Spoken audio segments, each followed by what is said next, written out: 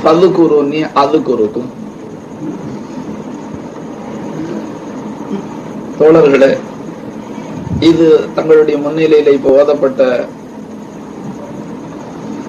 இந்த ஆயத்து முழு ஆயத்தும் அல்ல, ஆயத்தினுடைய முதல் பகுதி. ஹக்கு ஜல்ல ஷானஹு தஆலாவுடைய திருமறையினுடைய ஒரு ஆயத்துல ஒரு பகுதியை மட்டும் ஓதி இருக்கு. அதுல 2 வார்த்தைகள் இருக்கு. என்ன? ஃபதுகுருனி, என் அடியார்களே, ஈமான் கொண்ட விசுவாசிகளே, நீங்கள் என்னை ஞாபகம் செய்யுங்கள். பாருங்க, செய்தி சின்னதா இருக்கு, ஆனாலும் அது ரப்புடைய அறிவிப்பா இருக்கிறதுனால அதை நாம இலேசு காணக்கூடாது. அப்ப நம்மளுடைய ஈமான்ல ஓட்ட இருக்குன்னு அர்த்தம் ஆயிடும். அல்லாஹ்வுடைய அறிவிப்புகளை நம்ம லேசு கண்டா நிச்சயமா நம்ம ஈமான்ல பழுது இருக்குன்னு தான் அர்த்தம். ஒவ்வொரு திருவசனமும் ஒரு குர்ஆனை போலத்தான். ஆகவே அன்பர்களே, இப்ப தாங்க அதனுடைய அவசியத்தை உணர்ந்து கொள்ளணுங்கிறது என்னுடைய ஒரு ஆசை. பாருங்க, அல்லாஹு ஜல்ல ஷானஹு தஆலா அவனுடைய பெரிய விருப்பம், நாம் அனைவரும் அறிந்திருக்கிற அல்லாஹ் தேவையில்லாத. நானும் பல தடவை உங்களுக்கு ஞாபகப்படுத்தி இருக்கிறேன் முன் இரவுகள்ல. அல்லாஹ்வுக்கு அணுவளவு கூட நம்முடைய தயவு தேவையில்லை. ஏன்னா அல்லாஹ் ஆதியிலேயே சம்பூர்ணமானவன், அவன்ல எந்த குறைபாடுகளும் இல்லை. அப்ப நம்மளுடைய திக்ரை கொண்டோ நம்மளுடைய ஏனைய வணக்கங்களை கொண்டோ அல்லாஹ்வுக்கு எதுவும் அந்தஸ்து உயர்றதில்லை. என்ன நான் சொல்லத்தாங்க, விளங்குறீங்களா? ஏன்னா அல்லாஹ்வுடைய ஜாத் இருக்குங்களே, அது சம்பூர்ணமானது, அது எந்த விதமான குறைவும் இல்லை, அப்பாளுக்கு இல்லை. அப்போ குறைவில்லாத ஒருவன் தன்னை நினைவு கூறும்படியாக சொல்றதா இருந்தா அது நிச்சயமாக தன்னுடைய சுயநலத்தை கருதியாக இருக்க முடியாது. என்ன தாங்க எல்லாரும் ஏற்றுக்கொண்டுங்களா? தேழ்வையற்ற ஒருவன் நமக்காக ஒரு நல்லுபதேசம் செய்கிறான் என்று சொன்னால் அதனால சுயநலம் கலப்பி இருக்க முடியாது. அன்பர்களே, அல்லாஹ்வும் அப்படி, அல்லாஹ்வுடைய ரசூலும் அப்படி, ஞாபகம் வச்சுங்க. ஆனால் மற்றவர்களுக்கு கேரண்டி இல்லை. அதாவது மற்ற அடியார்களுக்கு கேரண்டி இல்லை. இப்ப உதாரணமாக, உங்களுக்கு நல்லுபதேசங்களை செய்ய முற்படக்கூடிய நான் உங்களிடத்திலிருந்து காசு பணங்களை வசூலிக்க ஆசை இல்லாம இருக்கலாம். ஆனா உங்களிடத்துல ஒரு நன்மதிப்பை தேடக்கூடிய ஒரு தீய ஆசை கல்புல மறைஞ்சிருக்கலாம். அது உங்களால கண்டுபிடிக்க முடியாது, ரப்புக்கு தான் தெரியும். அதுவும் சுயநலத்தை சேர்ந்தது. பொதுவாக சமூக சேவையில் மற்றவர்களுக்கு சேவை செய்யும் பொழுது சுயநலம் இல்லாத மனிதன் இருக்க முடியாது. ஏதாகிலும் ஒரு வகையில கலப்பு இருக்கும், கலப்படம் இருக்கும். ஆனா நீங்க எல்லாரும் நாம் எல்லாரும் ஈமான் கொண்ட விசுவாசிகள். அல்லாஹ்வுக்கு சுயநலம் இருக்க முடியுமா? அன்பர்களே, சுயநலம் என்பது எப்போ வரும்? தனக்கு தேவை இருந்தா வரும். உங்களுடைய முகத்தோற்றங்கள்ல விளங்குற மாதிரி அறிகுறி தெரியல, அதனால நான் தடுமாறுறேன். லேசான விஷயங்களை சொல்றேன். அல்லாஹ்வுடைய ஜாத் சம்பூர்ணமானது, அவனுக்கு யாருடைய தெய்வம் தேவையில்லை. மூசா அலைஹிஸ்ஸலாம் சொன்னாங்க, கால மூசா இன் தக்ஃபுரு வ மன் ஃபில் அர்தி ஜமியா. தங்களுடைய உம்மத்துகளை பார்த்து மூசா அலைஹிஸ்ஸலாம் சொன்னாங்க, நீங்களும் இந்த அகில உலக மக்களும் அல்லாஹுவை நிராகரித்திட்டாலும், இன் தக்ஃபுரு, நீங்க நிராகரித்திட்டாலும், ஃபைனல்லாஹ கனியுன் அனில் ஆலமீன், அல்லாஹ் சர்வ சிருஷ்டிகளுடைய தயவை விட்டு பரிசுத்தமானவன், தேழ்வையற்றவன். அதனால அல்லாஹ்வுக்கு எந்த விதமான குறைபாடும் வராதுன்னு சொல்லிவிட்டார். நாமும் அதை உணர வேண்டும் என்பதற்காக உங்களுக்கு ஞாபகப்படுத்துறேன். அப்போ தேழ்வையற்ற ஒரு எஜமான் நம்ம ஒரு வேலை வாங்குறான்னு சொன்னான், அதுல அவனுடைய சுயநலம் இருக்க முடியாது, நம்மளுடைய நலத்தை தான் அவன் பெரிதாக கருதுகிறான். அன்பர்களே, இப்படிப்பட்டவர்கள் ரொம்ப கம்மிங்க. அது அல்லாஹ் ஒண்ணு, அல்லாஹ்வுடைய ரசூல் ஒண்ணு, வேற யாருக்கும் கேரண்டி கிடையாதுன்ட்டாங்க மகா. பாருங்க, அதே விதமா அல்லாஹ் தன்னை எப்படி சொன்னானோ அதே விதமாக நம்முடைய ரசூலை பத்தி அல்லாஹ் தன்னுடைய ஹபீபை பத்தி ஸல்லல்லாஹு அலைஹி வஸல்லம் தனது திருமறையில சொல்லும் பொழுது அல்லாஹ் சொல்றான், லக்கத் ஜாக்கும் ரசூலும் மின் அன்ஃபுசிக்கும் அஸீஸுன் அலைஹி மா அனித்தும். என் அடியார்களே, உங்களில் இருந்தே ஒரு ரசூலை நான் தோற்றுவித்தேன். மனித குலத்திலிருந்தே ஒரு ரசூலை தோற்றுவித்தேன். ஏன்னா ஒரு மலக்க ரசூலை அனுப்பிச்சிருக்கிறான். ஆனா மலக்குகளுக்கும் மனிதர்களுக்கும் வித்தியாசம் இருக்கு. அதனால தன் இனமல்லாதவர்களுடன் நாம நல்ல விதமாக பழக முடியாது. அப்ப மனிதர்களுக்கு நற்போதனை செய்யக்கூடியவன், நற்போதனைகளை செய்யக்கூடியவர் ஒரு ஜின்னு வந்தார் அல்லது மலக்கு வந்தார்னு சொன்னா மனித சுபாவங்கள், மனிதர்களுக்கு தேவையான நல்லுபதேசங்களை புகட்ட முடியாது. அப்போ மனிதர்களுக்கு நல்லுபதேசம் செய்யக்கூடிய மனித இனத்திலேயே வரணும். இதனால கருணை கடலான ரப்பு என்ன செஞ்சான்? தன்னுடைய ஜோதியில் இருந்து, தன்னுடைய நூறில் இருந்து இருலோக ரட்சகருடைய நூரை பிரித்து அந்த மனித உருவுல இந்த பூமிக்கு அனுப்பிச்சு வச்சாங்க.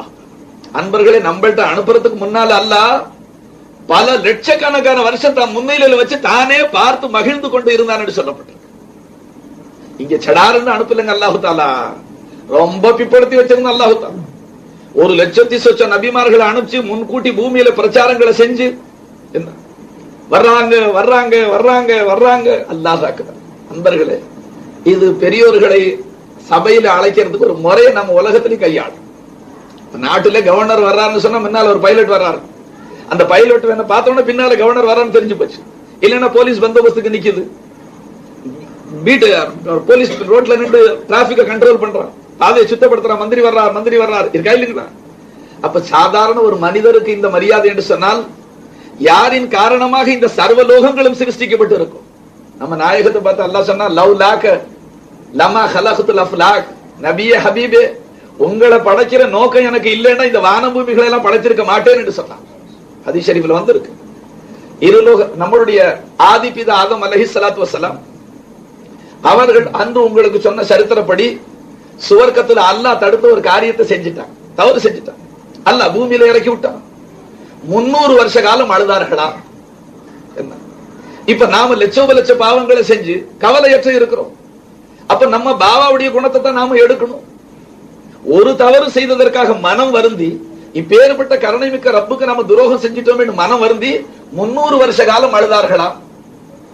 நம்முடைய நாயகம் ஸல்லல்லாஹு அலைஹி வஸல்லம் சொன்னார்கள், அல்லாஹ்வை பயந்து அழுத அகில உலக நபிமார்கள், அவுலியாக்கள், மற்ற ஏனைய முஸ்லிம்கள் எல்லோருடைய கண்ணீரையும் ஒரு தட்டில வைத்து ஆதிபிதா ஆதம் அலைஹிஸ்ஸலாத்துடைய கண்ணீரை ஒரு தட்டில வைத்தால் ஆதம் அலைஹிஸ்ஸலாத்துடைய கண்ணீர் தான் கனக்கும் என்று சொன்னார்கள். அப்ப ஆதம் அலைஹிஸ்ஸலாம் ஒருவர் அழுதது கியாம நாள் வரைக்கும் வந்த நபிமார்கள், அவுலியாக்கள், மற்ற முஸ்லிம்கள் எல்லோரும் அழுத அழுகை மிஞ்சிருச்சா? அப்ப எவ்வளவு அழுதுருப்பாங்க பாவா? சரிதான். இவ்வளவு அழுததுனால அல்லாஹ்வுக்கு இரக்கமும் வந்துச்சு. விளங்குச்சுங்களா? அல்லாஹ் தானே அந்த தன்னுடைய அடியாருக்கு ஒரு புத்திய நல்லுபதேசத்தை, ஒரு நல்லுரைய நல்வாசகத்தை கற்றுக் கொடுத்து அவர்களை தௌபா செய்ய வச்சு மறுபடி உயர்ந்த அந்தஸ்துக்கு சும்மாஜி தபாஹு ரப்புன்னு சொல்றாங்க. ஆதம் அலைஹிஸ்ஸலாத்து அந்த பாவ தோஷத்தின் காரணமாக அல்லாஹ் கேவல நிலையில விட்டுப்பட இல்லை, பூமியில இறக்கி விட்ட ரப்பு அவர்களை தாழ்ந்து போக செய்ய இல்லை, மீண்டும் அவர்களை பழைய அந்தஸ்துக்கு உயர்த்தி கொண்டான். அல்லாஹ் அந்த பெரிய அந்தஸ்துக்கு அல்லாஹ் அவர்களை தேர்ந்தெடுத்துக்கிட்டான். நண்பர்களே, அது எதனால? தவறு செய்திருந்தாலும் தவறை உணர்ந்து கை சேதப்பட்டு அழுது கண்ணீர் வடித்து தன்னை சுத்தம் செய்ததால் பழைய அந்தஸ்தை பெற்றுக் கொண்டார்கள் என்பது குர்ஆனுடைய சாட்சி. அதனால இப்ப நம்ம ஆதம் அலைஹிஸ்ஸலாத்தை நிந்திக்க முடியாது. சரிதா? ஆதம் அலைஹிஸ்ஸலாம் கடைசியில தௌபா செய்யும் போது அழுது அழுது அழுது அழுது அழுது கடைசியில சொன்னாங்க அல்லாஹ் இடத்துல, யா அல்லாஹ், யா அல்லாஹ், முஹம்மது ஸல்லல்லாஹு அலைஹி வஸல்லம் அவர்களுக்காக அவர்களின் பொருட்டால் என் பாவத்தை மன்னிச்சிருன்னு கேட்டாங்க. முஹம்மதுங்கிற இந்த திருநாமத்தை சொன்ன உடனே அல்லாஹ்வுக்கு சந்தோஷம் வந்துருச்சு. அப்ப அல்லாஹ் கேட்டான், ஆதமே உங்களுடைய சந்ததியில ஆக கடைசியில நான் துனியாவுல கொண்டு வர இருக்கிறேன், அவங்க பேரு உங்களுக்கு எப்படி தெரியும்னு கேட்டான். அப்ப ஆதம் அலைஹிஸ்ஸலாம் சொன்னாங்க, யா அல்லாஹ், நீ என்னுடைய சரீரத்தை படைச்சு ரூஹு ஊதுன, ரூஹு சரீரத்துல வந்த உடனே கண்ணுல பார்வை வந்துச்சு, ஆனா அந்த பார்வை முந்தி அரிசியில தான் விழுந்துச்சு. அரிசியுடைய வாசல்ல எழுதி இருக்கிறத பார்த்தேன், லா இலாஹா இல்லல்லாஹு முஹம்மதுர் ரசூலுல்லாஹின்னு எழுதியிருந்தது. அப்ப உன்னுடைய திருநாமத்துடனே வேற ஒரு திருநாமத்தை நீ சேர்த்து எழுதியிருந்ததை நான் பார்த்து அப்பவே தெரிஞ்சுக்கிட்டேன், இந்த திருநாமத்துக்கு ஒரு இடத்துல தனிப்பட்ட சிறப்பு இருக்குன்னு நான் தெரிஞ்சுக்கிட்டேன். அதனாலதான் அந்த பேரை சொல்லி இப்ப கேட்கிற பிச்சை கேட்கிறேன்னு சொன்னான். அல்லாஹு தஆலா அந்த ஹபீபுடைய பேரை சொன்னதுனால உங்களை மன்னிச்சிட்டேன்னு சொல்லி சொன்னா, ஆதமே அந்த பேரை லேசா பேரை சொல்லிவிட்டீங்களே, அவருடைய உயர்வு தெரியுமா?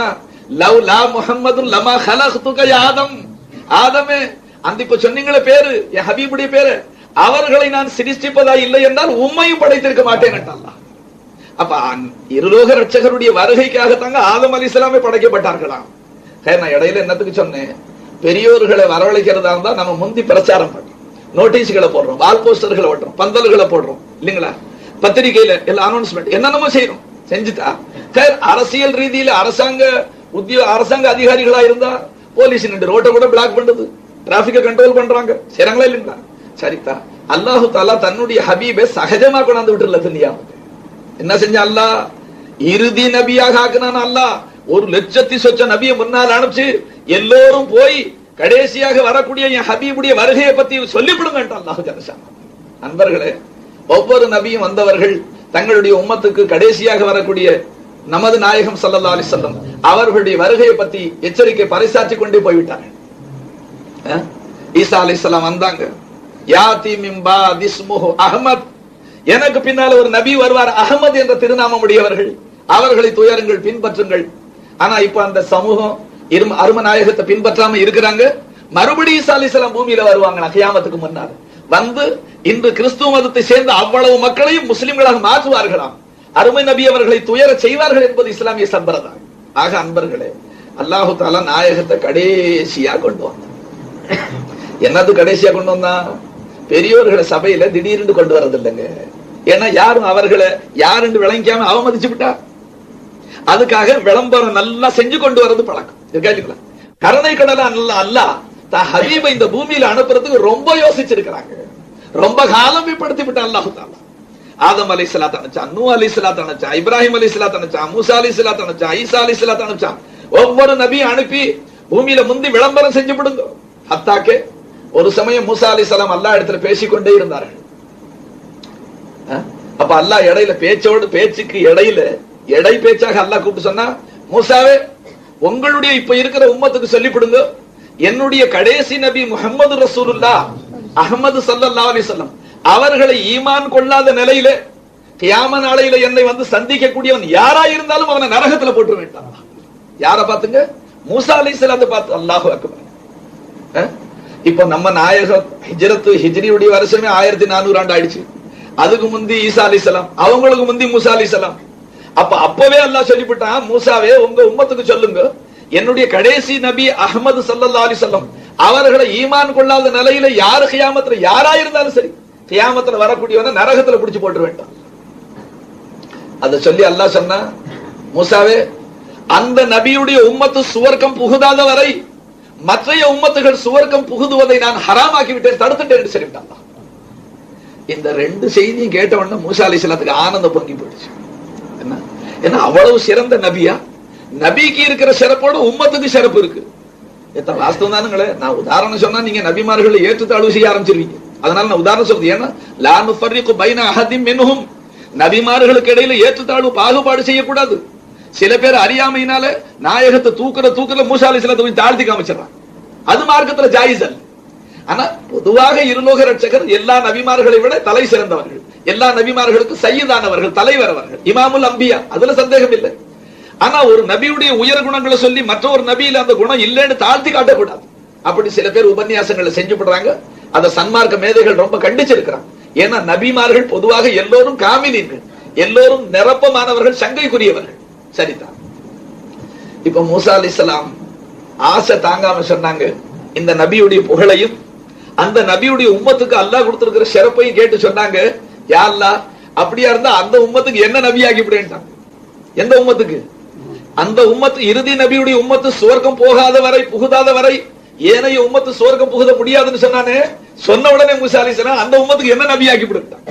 அப்ப அல்லாஹ் சொன்னா, மூசா உங்க காலம் முந்திக்குச்சு, அந்த உம்மத்து கடைசி காலத்துல வருவாங்க, அது வரைக்கும் நீங்க ஹயாத்தா இருக்க மாட்டீங்க, அந்த உம்மத்துக்கு உங்களை நபியாக்க மாட்டேன்ட்டாங்க. அதை கேட்டு அவங்க மனசு கொஞ்சம் உட்கார்ந்து போச்சு. அன்பர்களே, உட்கார்ந்து போனா மறுபடியும் என்ன செஞ்சாங்க, ஒரு படி இறங்கி, யா அல்லாஹ் அப்ப அந்த காலத்துல நான் இருக்க மாட்டேனா, அந்த உம்மத்துக்கு நான் நபியா வர முடியாதா? அப்படியா இருந்தா ரப்பே அந்த கடைசி நபிக்கு என்ன ஒரு உம்மத்தை ஆக்கி விடு. நமக்கு என்ன தெரியுங்க இந்த உம்மத்துடைய உயர்வு? இறுதி நபியுடைய உம்மத்துல ஒரு அங்கத்தினராக வந்துட்டோமே, இதனுடைய உயர்வு இப்ப கல்வில இல்ல. ஒன்ன நீ காசால எடை போடுற, கல்வியால எடை போடுற, பங்களா வச்சு எடை போடுற, முகமது ரசூலுல்லாஹ்வுடைய குலாமா இருக்கிறன அதை வச்சு நீ எடை போட இல்லை. खुशी ये है कि कुए अहमद मुख्तार में आए. நம்முடைய முன்னோர்கள் எல்லாம் வீட்டுல சட்டி காலி, பானை காலி, ஜேபு காலி, மணிபர்சு காலி, உள்ள ஒரு ஆனந்தம் இருந்துச்சுன்னா என்ன இருந்துச்சு? அல்லாஹ் தான் ஹபீபுடைய உம்மத்துல ஒரு அங்கத்தினராக ஆக்கினானே. இந்த ஆனந்தத்தில் அவர்கள் மூழ்கி லயிச்சு போயிருந்தார்கள். அன்பர்களே, இப்ப நாம அந்த பெருமையை விட்டு, அந்த உயர்ந்த அந்த பெரிய நமக்கு கிடைச்சிருக்கிற பாக்கியத்தை விட்டு கேவலம் இந்த துனியாவுடைய சில சிறப்புகளை வச்சு நம்மளை எடை போடுற மனுஷனா மதிக்கிறோம். ஆனா உண்மையில நம்மள நாம் மதிக்க ஒரு அனுமதி இருக்குன்னு சொன்னா இதை வச்சுதான் மதிக்கணுங்க. எதை வச்சு மதிக்கணும்? குலாமே முஹம்மத், அல்லாஹ் தான் ஹபீபுடைய. எந்த நபியுடைய உம்மத்துக்கு முன்னால மற்ற நபியுடைய உம்மத்து சொர்க்கம் போக முடியாதோ அந்த நபியுடைய உம்மத்துல அல்லாஹ் கொண்டாம். இந்த புகழை கேட்டு மூசா அலைஹிஸ்ஸலாம் இந்த நபிக்கு உம்மத்தா வர முடியாவிட்டாலும் அந்த நபியுடைய உம்மத்துல என்னை ஒரு அங்கத்தினராக ஆக்கிவிட அல்லான்னு கேட்டுட்டான். விளங்குச்சுங்களா? அப்ப ஒரு நபியுடைய அந்தஸ்து எங்கே, உம்மத்துடைய அந்தஸ்து எங்கே? அப்ப மூசா அலைஹிஸ்ஸலாம் தங்களுக்கு கொடுக்கப்பட்ட முர்சலான நபி, உலுல் அஸ்ம் நபி, இவ்வளவு பெரிய அந்தஸ்தை கூட அவங்க லேசு கண்டுபிட்டாங்க. இந்த உம்மத்துல ஒரு நபரா வந்துட்டா போதும்னு ஆசைப்பட்டான். அன்பர்களே, அதிர்ஷ்டவசமா அல்லாஹ் நாம கேட்காம அப்ளிகேஷன் போடாமையே இந்த நபியுடைய உம்மத்துல கொண்டாந்துட்டாத்தா. இது அல்லாஹ் நமக்கு அஜி கைசி ரசூலுக்கு உம்மத்துமே பேர்பட்ட நபியுடைய உம்மத்துல வந்திருக்கிறோம். ஆனா அதை நினைச்சு ஆனந்தப்படக்கூடிய உள்ளங்கள் குறைஞ்சு போயிடுச்சுதான். எப்ப பாருங்க காசு இருந்தா முகம் மலர்ச்சி, ஒரே சந்தோஷம், ஆனந்தம். ஓடு கொஞ்சம் பெருசா இருந்தா ஆனந்தம் இல்லைங்களா? கொஞ்சம் காசு குறைஞ்சிச்சு முகம் சுருங்கி போகுது, கைசே கவலை வருது. அன்பர்களே, மனித சுபாவம் இருக்கும், அதை நான் இன்கார செய்ய இல்லை. ஏன்னா மனிதனுடைய இயற்கை அமைப்பில் அப்படி இருக்கு. ஆனா நீங்க உள்ளத்துல ஒரு ஆனந்தம் வைங்க. அல்லாஹ் தான் ஹபீபுடைய உம்மத்துல கொண்டு வந்தார். சரிதா, மூசா அலைஹிஸ்ஸலாம் அந்த நபியுடைய உம்மத்துல என்ன ஒரு ஆளை ஆக்கிவிடுன்னு சொன்னோன்னு அல்லாஹ் சொன்னா, மூசா நீங்க அந்த நபி வரக்கூடிய காலத்துல நீங்க ஹயாத்தா இருக்க மாட்டீங்க. அந்த நபியுடைய உம்மத்துல உங்களை எப்படி ஆக்க முடியும் என்றாலும், மூசா நீங்க என் ஹபீபை இவ்வளவு மதிக்கிறதுனால, என்னுடைய ஹபீபை இவ்வளவு மதிச்ச அந்த நபியுடைய உம்மத்துல ஒரு நபராக ஆக்க சொல்லி கேட்டுக்கிட்டதுனால, நாளை கியாம நாளையிலே சுவர்க்கத்துல தாருல் ஜலால் என்ற அந்த சுவர்க்கத்துல என் ஹபீபுடன் உங்களை சேர்த்து வைக்கிறேன்னு சொன்ன கடைசி ஆரம்பம். அல்லாஹ் அக்பர். நண்பர்களே, மூசா அலைஹிஸ்ஸலாம் துஆ கேட்டு அல்லாஹ் கடைசி ஆறுதல் என்ன சொன்னா, துனியாவில் அந்த நபியுடைய உம்மத்துல வர முடியாது, தாருல் ஜலால் சுவனபதியிலே அந்த என் ஹபீபுடனே உங்களை சேர்த்து வைக்கிறேன்னு வாதா செஞ்சான் அல்லாஹ். என்ன நமக்கு என்ன பாக்கியம் எல்லாம் கொடுத்தா என்ன? அன்பர்களே, நான் உதாரணம் சொன்னா நீங்க சங்கடப்படுவீங்க. ரெவென்யூ இன்ஸ்பெக்டர் தெரியுங்களா? இன்ஸ்பெக்டருடைய கழுத்துல எதுவும் அடையாளம் இருக்காது. அவருக்கு ஃபைல் கீழ்லாம் தூக்கிட்டு ஒரு பியூன் வருவான். அவன் காக்கி துணியில 4 விரக்கட அகலத்துல இப்படி ஒரு பட்டை போட்டிருப்பான், கிராஸா. அவன் தான் போட்டிருப்பான் ரெவென்யூ இன்ஸ்பெக்டர். விளங்குச்சுங்களா? அந்த பியூனுக்கு இருக்கிற பெருமை, அவன் நெஞ்ச துப்பி நடக்கிறது. இதுக்கு மேல கலெக்டருடைய பியூனா இருந்தான், அதுக்கு மேல ஆனந்தம் சந்தோஷம் இருக்கா இல்லைங்களா? சில பியூன் தான். ஆனா அவன் எதை வச்சு சந்தோஷப்படுறான்? தான் பியூன் தான். சந்தோஷம் எதனால வருது? இவ்வளவு பெரிய அதிகாரிக்கு பியூனா இருக்கிறேன், மந்திரிக்கு பியூனா இருக்கிறேன், இருக்கா இல்லைங்களா? அட நாம ஒண்ணும் இல்லத்தா, நாம ஒண்ணும் இருக்க, நம்ம ஒண்ணுமே இல்ல வாஸ்தவத்துல. நம்ம ஹகீகத்தான நாம என்ன? ஆனா நாம அந்தஸ்து என்ன இருக்கு? குலாமே முஹம்மது ரசூலுல்லாஹ்வுடைய உம்மத்துல ஒரு நபராக அங்கத்தினர் அல்லாஹ் ஆக்கி இருக்கிறான். இது விலை மதிக்க முடியாத ஒரு பொருள் அன்பர்களே. இப்ப இதை பத்தி நான் நீளமா விவரிச்சுக்கிட்டு போனா என்னுடைய சப்ஜெக்ட் போயிடும். உங்களுக்கு எதுக்காக சொல்ல வந்தேன்? அல்லாஹ் சுயநலம் இல்லாதவன். யாருக்காக அல்லாஹ்வுக்கு சுயநலம் இருக்குங்கிற சிந்தனை வந்தா, ஏன்னா சில அயோக்கியர்கள் அப்படி கேள்வி கேட்கறாங்கன்னு கேள்விப்பட்டேன். ஜகாத்து வேற கேட்கிறான் அல்லாஹ், ஏன் எதுவும் அவன்கிட்ட குறைவு வந்திருக்கான்னு கேட்டான் ஒரு முட்டாள். ஜகாத் அவன் எனக்கு கொடுக்க சொல்லி எங்க சொன்னா, தனக்கு கொடுக்க சொல்லி எங்க சொன்னா அல்லாஹ் ஜகாத்து? உன்னுடைய இனபந்துகளுக்கு கொடு, உன்னுடைய ஊரை சேர்ந்த ஏழை முஸ்லிம்களுக்கு கொடு, உலகத்துல இருக்கக்கூடிய மற்றமுட்டான மக்களுக்கு கொடு, எனக்கு கொடுன்னு எங்க சொன்னா அல்லாஹ்? ஜகாத் அல்லாஹ்வுக்கு போகுது. அன்பர்களே, சிலர் அறியாமையினால அட்டாக் பண்ணிவிட்டான், ஏத்து கேள்விகளை கேட்கிறான். உண்மையில மார்க்கத்தினுடைய எந்த வணக்கமும் எடுத்துக்குங்க, அதுக்கும் அல்லாஹ்வுக்கு சம்பந்தம் இல்லை, அல்லாஹ்வுக்கு எந்த பிரயோஜனமும் இல்லை. உண்மையில அதனால பிரயோஜனம் நமக்கு தான் இருக்கு. தொழுகையினால நமக்கு இடையில என்ன ஏற்படுதுங்க? ஆயிரக்கணக்கான பிரயோஜனங்கள் இருக்கு. சுருக்கமா சொன்னா, நாம இமாம் ஜமாத்தா தொழுறோமே, தோளோட தோள் வரசி, நம்ம உள்ளங்கள் இருக்கிற கசடு முந்தி நீங்கி போயிடும். என்ன அமைப்பு வச்சிருக்கிற தொழுகையில் நல்லா தெரியுங்களா? சரிதா, இப்ப கம்பெனி ஸ்டாஃப் எல்லாம் தொழுகை நின்றாச்சு, பண்டாரி வந்து நின்றுட்டார், எல்லாம் நின்றாச்சு. கடைசியில உங்க கம்பெனி முதலாளி உதவி செஞ்சுட்டு வந்தார். விளங்குச்சுங்களா? இப்ப முதலாளி எங்க நிப்பார்? முன்சப்ல இடம் இல்லை.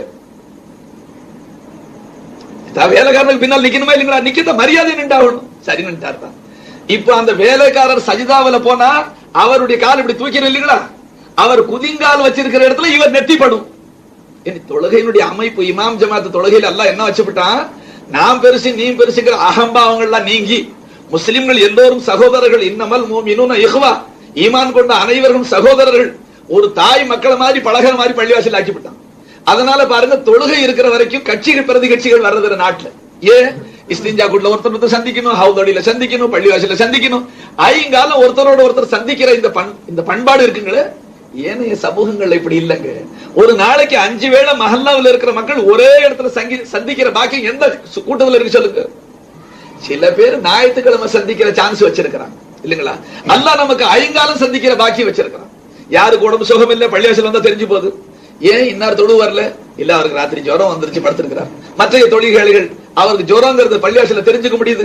ஒரு ஏழை மனுஷன் வந்து அவனுடைய வாழ்மை வறுமை தெரிஞ்சு போகுது பள்ளிவாசல்ல. மக்களுடைய குறைகள் தெரியுது. நாம அவர்களுக்கு உபகாரம் செய்ய அவர்களுக்கு ஊழியம் செய்ய சந்தர்ப்பம் கிடைக்குது. சின்ன பிரயோஜனங்கள் இன்னும் பெரிய பெரிய தத்துவார்த்தங்கள்லாம் உள்ள இருக்கு. அப்பதான் தொழுகையை கொண்டு அல்லாவுக்கு எது சுகம் வர்றதில்லை. அடியார்களுக்கு மத்தியில வாழ்க்கையில இன்பம் இருக்கு. ஜகாத்து கொடுக்கறதுனால ஏழை முஸ்லிம்கள் சேமமா வாழுவாங்க, துவா செய்வாங்க, நீங்க நல்லா இருப்பீங்க. சரிதான். ஹஜ்ஜுக்கு போறதுனால அல்லாவுக்கு ஏதாவது சொத்து சேருமா? இல்ல. அதை கொண்டு உங்களுக்கு நல்வாழ்வு. அதுல பெரிய பெரிய தத்துவங்கள் அல்லாஹ் வச்சிருக்காங்க. நோன்பு வைக்கிறதுனால அல்லாவுக்கு ஏதாச்சும் மிச்சம் இல்ல. நம்மளுடைய வாழ்வையில சுகம். அல்லாஹு தஆலா நமக்கு என்ன நல்லதை நாடி இருக்கிறானோ அதுகளை கடமையா ஆக்கி இருக்கிறான். அல்லாஹ் கடமையாக்குனதுல அவன் ஏதோ ஒரு நோக்கம் வச்சிருக்கிறான். அல்லாவுக்கு ஏதோ ஒண்ணு தேவை போல் இருக்கு, அதனால வச்சிருக்கிறான்னு நினைச்சா ஈமான் லாபத்து. அன்பர்களே, இப்ப எல்லாரும் ஒத்துக்கிறீங்களா அல்லாவுக்கு சுயநலம் இல்லைன்னு? நிச்சயமா இல்ல. சரிதான். அல்லாவுக்கு இல்ல, ரசூலுல்லாஹ்வுக்கு இருக்குமா? நம்ம நாயகத்துக்கு ஈமான் போயிடும். ஞாபகத்துல வச்சுக்குங்க. ஏதாகிலும் ஒரு ஹதீஸ ஓதி ஆஹா இது ஸல்லல்லாஹு அலைஹி வஸல்லம் தனக்கு கொஞ்சம் சுயநலம் வச்சில்ல இப்படி எல்லாம் ஏற்பாடு செஞ்சிருக்காங்க நினைச்சா சரியா போச்சு. பாருங்க, ஒரு சம்பவம் சொல்ற பாருங்க. ஒரு சஹாபியை கூப்பிட்டு நாயகம் விசாரிச்சாங்க. ராத்திரியில நீங்க வணக்கம் என்னென்ன செய்றீங்கன்னு கேட்டாங்க. அதாவது இஷாவுக்கு பிறகு ஃபஜ்ருக்கு மத்தியில என்னென்ன வணக்கம் செய்றீங்கன்னு கேட்டாங்க. அந்த சஹாபியுடைய பேர் மறக்கிறேன், கிதாப் பார்க்கணும். அந்த சஹாபி சொன்னார், யா ரசூலல்லாஹ், நான் அந்த இரவுல எந்திரிச்சு கண்ணு முழிச்சு வணங்குறேன்னு தஹஜ்ஜுத் வணக்கம்னு சொல்றாங்களே தா, இரவு வணக்கத்துல நாயகமே அதை 4 பங்கா நான் பிரிச்சு ஒரு பங்குல உங்களுக்கு ஸலவாத் ஓதிப்படுறேன், ஒரு பங்கு உங்களுக்கு ஸலவாத் ஓதிக்கிறேன், 3/4 பங்கு அல்லாஹ்வை வணங்கிறேன்னு சொன்னார். கொஞ்சம் கவனமா கேட்கணும் தான்.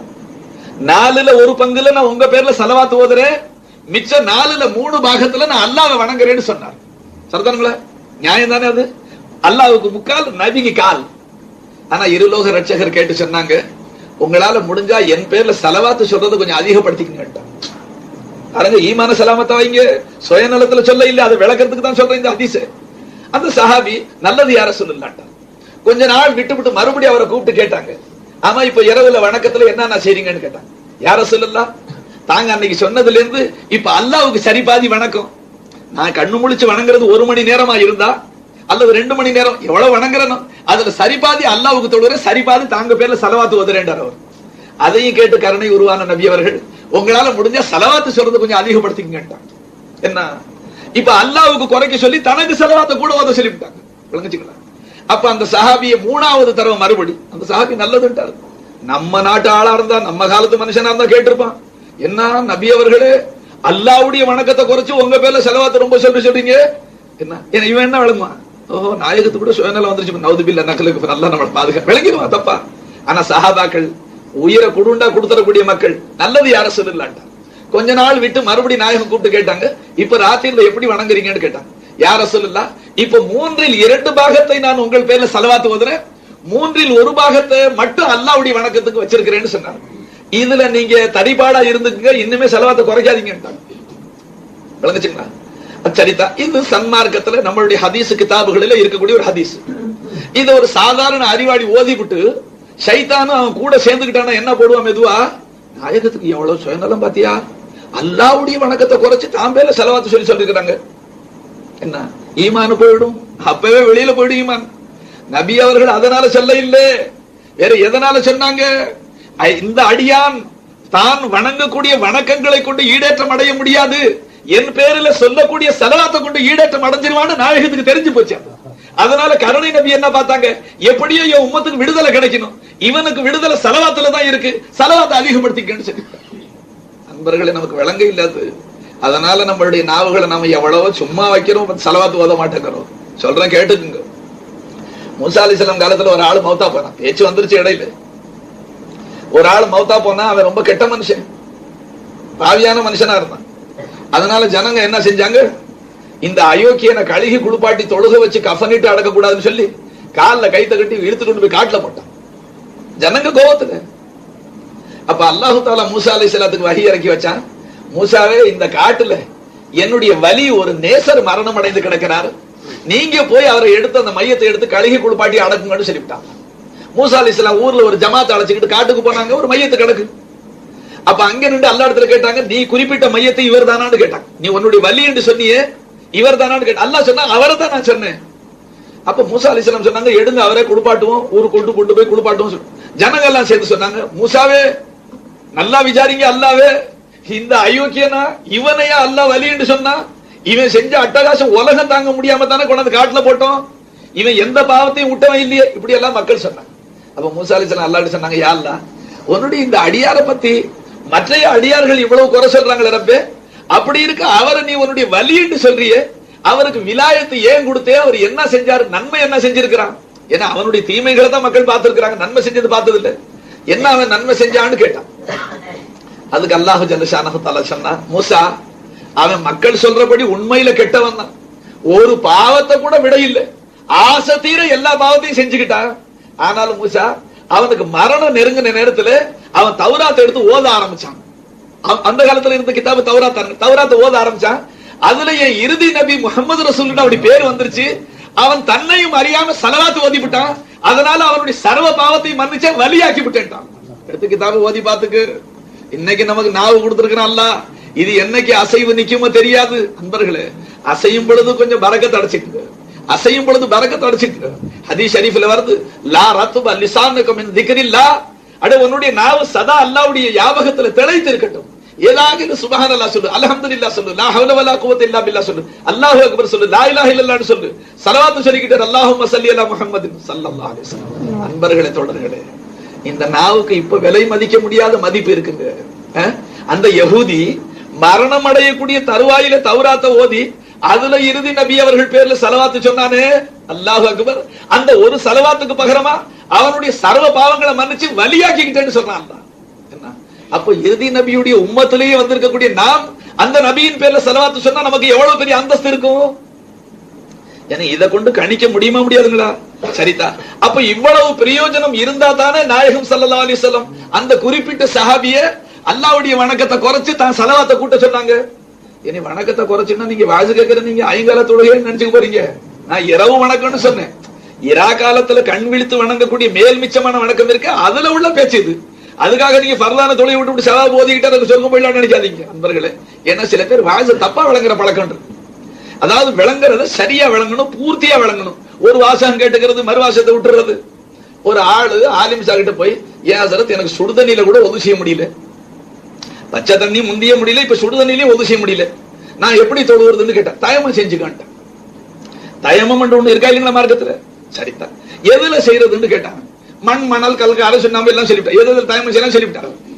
இவன் இங்க இருந்து போனா முந்தி கொஞ்சம் மணல் அள்ளி கையெல்லாம் போட்டு நல்லா தேய்ச்சு கழுவுனா, அதுக்கு பிறகு ஒரு பிடி மண்ணாளி கை கழுவுனதுக்கு பிறகு அடுத்த வேலை என்ன, வாய் கொப்பளிக்கணும். ஒரு பிடி மண்ணாளி வாயில போட்டா தொண்டை அடைச்சுக்கிச்சு. அதோட கொஞ்சம் மண் எடுத்து மூக்கல ஏத்தனா மூக்கல எடுத்தா மூக்கையும் அடைச்சுக்கிச்சு. இத்த மொத்தத்துல தடியை தூக்கிட்டு ஆலிம் ஷா தேடிட்டு வந்துட்டான். என்ன மசாலா சொன்ன ஆளை சாவடிக்கிறதுக்கு அவர் ஆலிம் ஷா சொன்னார், அப்பா என்ன பண்ணி ஒதுவும் செய்ய முடியாட்டி என்ன செய்யணும்னு கேட்ட, தயமும் செய்யணும்னு சொன்னேன். தயமும் எப்படி செய்யணும்னு நீ கேட்டுல படிச்சுக்கணும். நீ பாட்டுக்கு மண்ணாளி வாயில போட்டு அது உன்னுடைய அறியாமை, அதுக்கு ஆலிம் ஷா பொறுப்பாளியா? எதுக்காக சொல்றேன் உதாரணம், சில பேர் வாழ்த்துக்களை கடைசி வரைக்கும் ஒழுங்கா கேட்காம, என்ன ஹஜ்ரத் ராத்திரி நல்ல செய்தி சொன்னாங்க, அல்லாஹ்வுடைய வணக்கத்தை ஒரு சஹாபி பாருங்க, அந்த காலத்திலேயே அல்லாஹ்வுக்கு 1/3 வணங்கி 2 பங்கு ஸலவாத் ஓதி இருக்கிறாரு. அதனால இப்ப இருக்கிற 5 வக்து தொழுகையில நாம என்ன செய்யலாம், 2 வக்து தொழுது விட்டு 3 வக்து ஸலவாத்தை ஓதி புள்ளான்னு உட்கார்ந்து 10 ஸலவாத் ஓதிராதீங்க. ஒவ்வொரு காலத்துல ஸலவாத்துக்கு ஒரு தனி மதிப்பு இருந்துச்சு, அது பேச்சு வேற. இப்பவும் அதற்கு மரியாதை இருக்கு. சரிதா. ஆதம் அலைஹிஸ்ஸலாத்துக்கு சொர்க்கத்துல முந்தி தனியா தான் படைச்சாங்க. முந்தி ஆதம் அலைஹிஸ்ஸலாத்து சொர்க்கத்துல தனியா தான் படைச்சிருந்தாங்க. எல்லாம் இருந்துச்சு சொர்க்கத்துக்குள்ள, அல்லாஹ் எல்லாம் வச்சிருந்தா, அல்லாஹ் எந்த குறையும் வைக்க இல்லை. ஆனாலும் அவங்களுடைய மனசு லைக்கல. என்ன எப்படி லைக்கி சொல்லுங்க, அல் ஜின்ஸ் மால் ஜின்ஸ்னு சொல்லுவாங்க அரபியில பழம். எனத்தோட தான் சேர்ந்து இருக்கும் நண்பர்களே. வேற இனம் வந்துட்டா மனசு லைக்காது. இப்ப நம்மளை கொண்டு சிங்கம் புலி கரடியோட மனசு லைக்குமா? அப்ப மக்களோட இருந்தா தான் நம்ம மனசு லைக்கும். ஆதம் அலைஹிஸ்ஸலாம் சொர்க்கத்துல இருக்கிறாங்க, மலாயிகத்துமார்களை பாக்குறாங்க, அல்லாஹ்வை தஸ்பீஹ் செய்றாங்க, அரிசி தூக்கிக்கிட்டு இருக்காங்க, எல்லாம் இருக்கு. தன் இனத்துல ஆள் இல்லாதனா மனசு லைக்குது. நண்பர்களே எப்படி லைக்கும் சொல்லுங்க. வாலிபர்கள் கல்யாணம் செய்யறாங்களே, மணவரை அலங்கரிச்சிருக்கு. கட்டில், அழகான கட்டில், கொசுவால உள்ள சர்பத்து, விசிறி எல்லாம், நக்கீதனக்கு தலைவாணி எல்லாம் பார்த்தா ஒரே ஆடம்பரம். உள்ள போய் பார்த்தா பொண்ணை காணும். மனசுல வைக்குமா? விளங்குச்சுங்களா? என்னான்னு கேட்டா, அழகான கொசுவல்ல இருக்கு, அழகான தலைவருக்கு பூங்கி அப்படின்னு சொன்னா என்ன செய்வோம்? அப்ப ஓடி போயிடுவான் இல்லைங்களா? ஏன்னா வேணுதா வேணுமானாங்களா? இப்ப பாபாவை தனியா படைச்சு விட்ட உடனே துவா கேட்டாங்க அல்லா கிட்ட, எல்லாம் என் இனத்துல ஒரு ஆளை படைச்சா நல்லா இருக்கு, மனசுல ஐக்கியம். ஆதம் அலைஹிஸ்ஸலாம் தூங்க விட்டு அல்லாஹ் ஒரு பக்கத்து வெலா எலும்புல ஓடிய வெலா எலும்பு எடுத்து ஹவ்வா அம்மாவை படைச்சு பக்கத்துல படுக்க போட்டான். கண்ணு முடிச்சு பார்த்தாங்க தான் இடத்துல ஒரு ஆள் இருக்கு. விளங்குச்சுங்களா? மெதுவா கை வைக்க போனாங்க. அல்லா சத்தம், அல்லா உடனே சொன்னா, கபர்தார், மகர் கொடுக்காம தொடக்கூடாது. இப்ப நாட்டுல பாருங்க எவ்வளவு பேர் மகர் வச்சா கொடுக்கறதே இல்லை. அதுலயும் சில பேர் மகர் எவ்வளவு வச்சா எவ்வளவு வேணாலும் எழுதிங்க கொடுக்கவா பாருங்க. நிக்காக கூட போட்டு கபர்தார், பயப்படுங்க அல்லாவுக்கு. மகர் என்னைக்கு இருந்தாலும் கடை. அது பெஞ்சாதி ஹயாத்துல கேட்டா உடனே எடுத்து கேஷா கொடுத்துடணும். இந்த கொடுத்து விட்டு மகர்ன்னு சொல்லிவிடணும். அது கொடுக்க முடியாத ஏழையா இருந்தா அவர்கிட்ட மன்னிப்பு தேடிக்கும். இல்லைன்னா கியாமத்துல நன்மையை பிடிங்கி கொடுத்துருவான். மகர் ஒரு கடை. அதுல ரொம்ப பேர் அலட்சியமா இருக்கிறாங்க. பலாத்காரமா பெஞ்சாதியை மன்னிக்க சொல்லி வற்புறுத்த கூடாது. அவங்களா சந்தோஷமா புருஷனுடைய ஏழ்மை நிலையை பார்த்து மன்னிச்சுட்டா அது அவர்களுடைய கிருபை. புருஷனுக்கு தர்மம் செஞ்சாப்பல ஹயர்தான். இப்ப ஆதம் அலைஹிஸ்ஸலாம் மகர் கொடுக்காம கை வைக்க பார்த்தாங்க, அல்லா தடுத்து விட்டான். மகர் கொடுத்துருங்க. அவங்க சொன்னாங்க, யா அல்லாஹ், காசு இல்ல, பணம் இல்ல, மகர் கொடுத்தா நான் என்ன கொடுப்பேன்னு சொன்னாங்க. அப்ப ஹக்கு ஜல்ல ஷானஹு தஆலா சொன்னா, ஆதமே, என்னுடைய கடைசி நபி முஹம்மது ரசூலுல்லாஹி 10 தடவை ஸலவாத் ஓதி விடுங்க, மகர் ஆக்கி விடுறேன். விளங்குச்சுங்களா? ஸலவாத்துடைய மகத்துவம். அதனால இப்ப வாய்ஸ் கேட்ட நீங்க இனிமே அங்க எங்க நிக்காவுல மகர் எழுதும் போது எழுதாதீங்க, ஸலவாத் ஓதி விடுறேன்னு சொல்லாதீங்க. ஏன்னா பிள்ளைகளுக்கு ஒரு விடுதலை மாதிரி கிடைச்சு. 300 ரூபாய் மிச்சம். நம்ம நாட்டு பழக்கம் 301 ரூபாய் ஆகிறது. ஹஜ்ரத் சொல்லு 10 ஸலவாத்துல 300 ரூபாய் மிச்சம். இப்படி ஆரம்பிச்சிடாதீங்க. அது அங்க ஆதம் அலைஹிஸ்ஸலாம் இருக்கும்போது காசு இல்ல, பணம் இல்ல. அவங்க மகர் நான் எதை கொடுக்கலான்னு கேட்டாங்க. அப்ப ஹக்கு தஆலா சொன்னா, என் ஹபீபு பேர்ல 10 தடவை ஸலவாத் ஓதி விடுங்க, அதை நான் மகர் ஆக்கி விடுறேன். அல்லாஹ் அக்பர். அப்ப அந்த ஸலவாத்துக்கு எவ்வளவு மகத்துவம் இருக்கு அன்பர்களே. இப்போ இப்ப நான் ஸலவாத்துடைய உயர்வுகளை சொல்ல உட்கார்ல, பொதுவாக அல்லாஹ்வுடைய திக்ரை பத்தி சொல்ல வந்தேன்.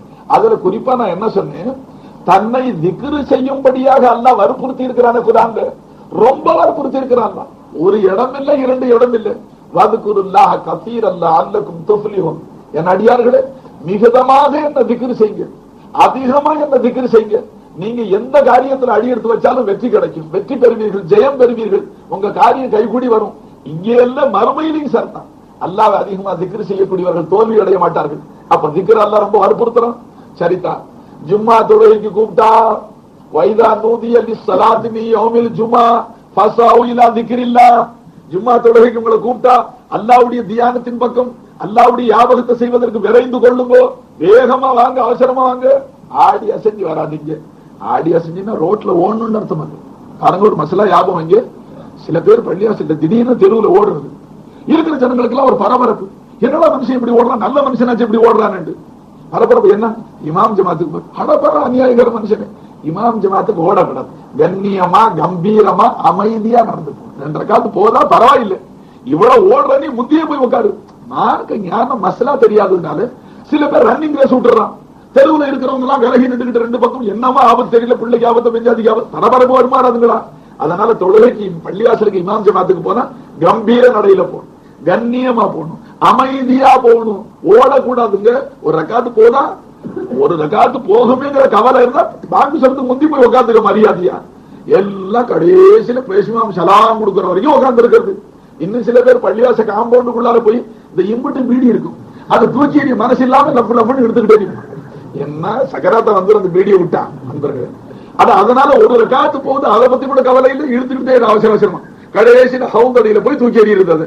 அப்புறம் ஒது செய்யும் போது நிரப்பும். ஏன்னா இமாம் சலாம் கொடுத்துருவாரு. இவ்வளவு பரபரப்பு என்னத்துக்கு? அதை முன்கூட்டியே போய் நல்ல விதமாக பேணுதலாக ஒது செஞ்சு சுன்னத்தை தொழுது இமாம் ஜமாத்தை எதிர்நோக்கி காத்து கொண்டு உட்கார்ந்து இருந்தா அல்லாஹ்வுடைய ரஹமத்துக்கு ஆளாயிடுவோம். கலாம். இப்ப அசல் சப்ஜெக்ட் வரும். அப்ப அல்லாஹு ஜல்ல ஷானஹு தஆலா தன்னுடைய திருமறையிலே திக்ரை, அல்லாஹ்வை ஞாபகம் செய்வதை அதிகமாக வற்புறுத்தி இருக்கிறான். நண்பர்களே, என்னத்துக்கு தான் ரொம்ப திக்ர் செய்ய சொல்றான் அல்லாஹ்? அல்லாஹ்வுக்கு சுயநலம் இருக்கா? இல்ல, ஈமான் வச்சிருக்கிறோம். என்ன சில பேர் சொல்லவே மாட்டேங்கிறாங்க. எதுவும் சந்தேகம் இருக்கா? அல்லாஹ்வுக்கு சுயநலம் இல்லத்தா. சரி, நம்மள படைச்சான அல்லாஹ், அதுலயாச்சும் அவனுக்கு சுயநலம் இருக்கா? இல்லவே இல்லத்தா. உங்க நலத்தை கருதி தான் படைச்சான் அல்லாஹ் தான். அதை இன்ஷா அல்லாஹ் இப்ப சொன்னா அது மாரிஃபா பேச்சு உங்களுக்கு விளங்காது. இன்ஷா அல்லாஹ் ஒரு கட்டம் வரும், அல்லாஹ்வா வாயை திறந்து விட்டுருவான், அப்ப கேட்டு.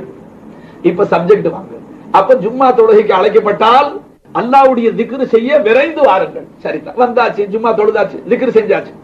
தொழுகை இருக்கே, அது என்னங்க? திக்ருல்லாஹ், அல்லாஹ்வுடைய ஞாபகம். தொழுகையில நின்றுகிட்டு நம்ம என்ன செய்றோம்? அல்லாஹ்வுடைய திருநாமங்களை சொல்றோம், திருமறையை ஓதுறோம், ருக்கூல தஸ்பீஹ் செய்றோம், சஜ்தாவுல தஸ்பீஹ் செய்றோம். எல்லாம் திக்ரா இருக்கா இல்லைங்களா? திக்ரு தான். தொழுகையினுடைய அமைப்பு ஒரு மனுஷனுக்கு தெரிஞ்சு விட்டா, சுட்டா துப்பாக்கியால சுட்டா சுடப்பட்டு சாவா, சஜ்தாவுல நெத்தி வச்சு உயிரோடுவான். தொழுகாம மட்டும் உயிரை கொடுக்க மாட்டான் மோமினான மனுஷன். ஆனா தொழுகையுடைய அமைப்பு, அதனோட உள்ள இருக்கிற ரகசியம் நமக்கு தெரியாததுனால, இன்பம் தெரியாததுனால கொஞ்சம் அலட்சியமா சமயத்துல தொழுகை விட்டுரும். கயர்த்தா, தொழுகையில திக்ர் இருக்கு. அல்லாஹ் தொழுகை சொன்னதும் தன்னுடைய ஞாபகத்துக்காகத்தான். அகிமி ஸலாத்த லி திக்ரி, நீங்க தொழுகையை நிலைநிறுத்துங்கள் என்னுடைய ஞாபகத்துக்காக எடுத்து அல்லாஹ் குர்ஆன்ல சொன்னான். ஆனா குர்ஆனை நீ விளங்காததுனால அங்கே உட்கார்ந்துட்டு கணக்கு போடுற. யார் யாருக்கு ஒரு ஆளு விட்டு விட்டு தொழுவார், 10 நாளைக்கு தொழுவார், 10 நாளைக்கு காணா போடுவார். கேட்டேன், என்ன செய்தி விட்டு விட்டு தொழுகிறீங்களேன்னு. இல்லாதது தொழுகாம சும்மா இருக்கிற நேரத்துல கடையில சமயத்துல சில பேர் கடை வாங்கிட்டு போயிடுறான், 3/4 ரூபாய் டனாவுக்கு. அது அப்பப்ப நான் பேரட்ல எழுத மறந்துடுறது, பொழுது போய் உட்காந்து யோசிச்சு எழுதுறது பழக்கம். தொழுகைக்கு வெளியில உட்கார்ந்தா யார் யாருக்கு என்ன கொடுத்தோம் சிந்தனையே வர்றதில்லை. தக்பீர் கட்டிவிட்டு எல்லாம் யார் யாருக்கு 5 பைசா கொடுத்தா அவ்வளவு சிந்தனையில வந்துருது. சலாம் கொடுத்தோம்னா டைரி எடுத்து எழுதிக்கிறது. அப்ப எப்ப அவருக்கு கொடுத்த கணக்கு மறந்து போச்சா அப்பெல்லாம் அவர் தொழுகை எடுத்துக்கிறதா. அன்பர்களே, அல்லாஹ் சொன்னா ஏன் ஞாபகத்துக்கு தொழுவுங்க. இவன் என்ன செய்யறான்? கடையில கொடுத்த கடனை சிந்தனைக்கு கொண்டு வரதுக்காக தொழுகிறான். அஸ்ஸலாத்து நூர். நீங்க நடப்பீங்க பாருங்க, சோதனை செஞ்சு பாருங்க. ஒரு விஷயத்தை பத்தி நாம தொழுகைக்கு முன்னால உட்கார்ந்து எவ்வளவு வேணாலும் சிந்திங்க, வந்த சிந்தனை வராது.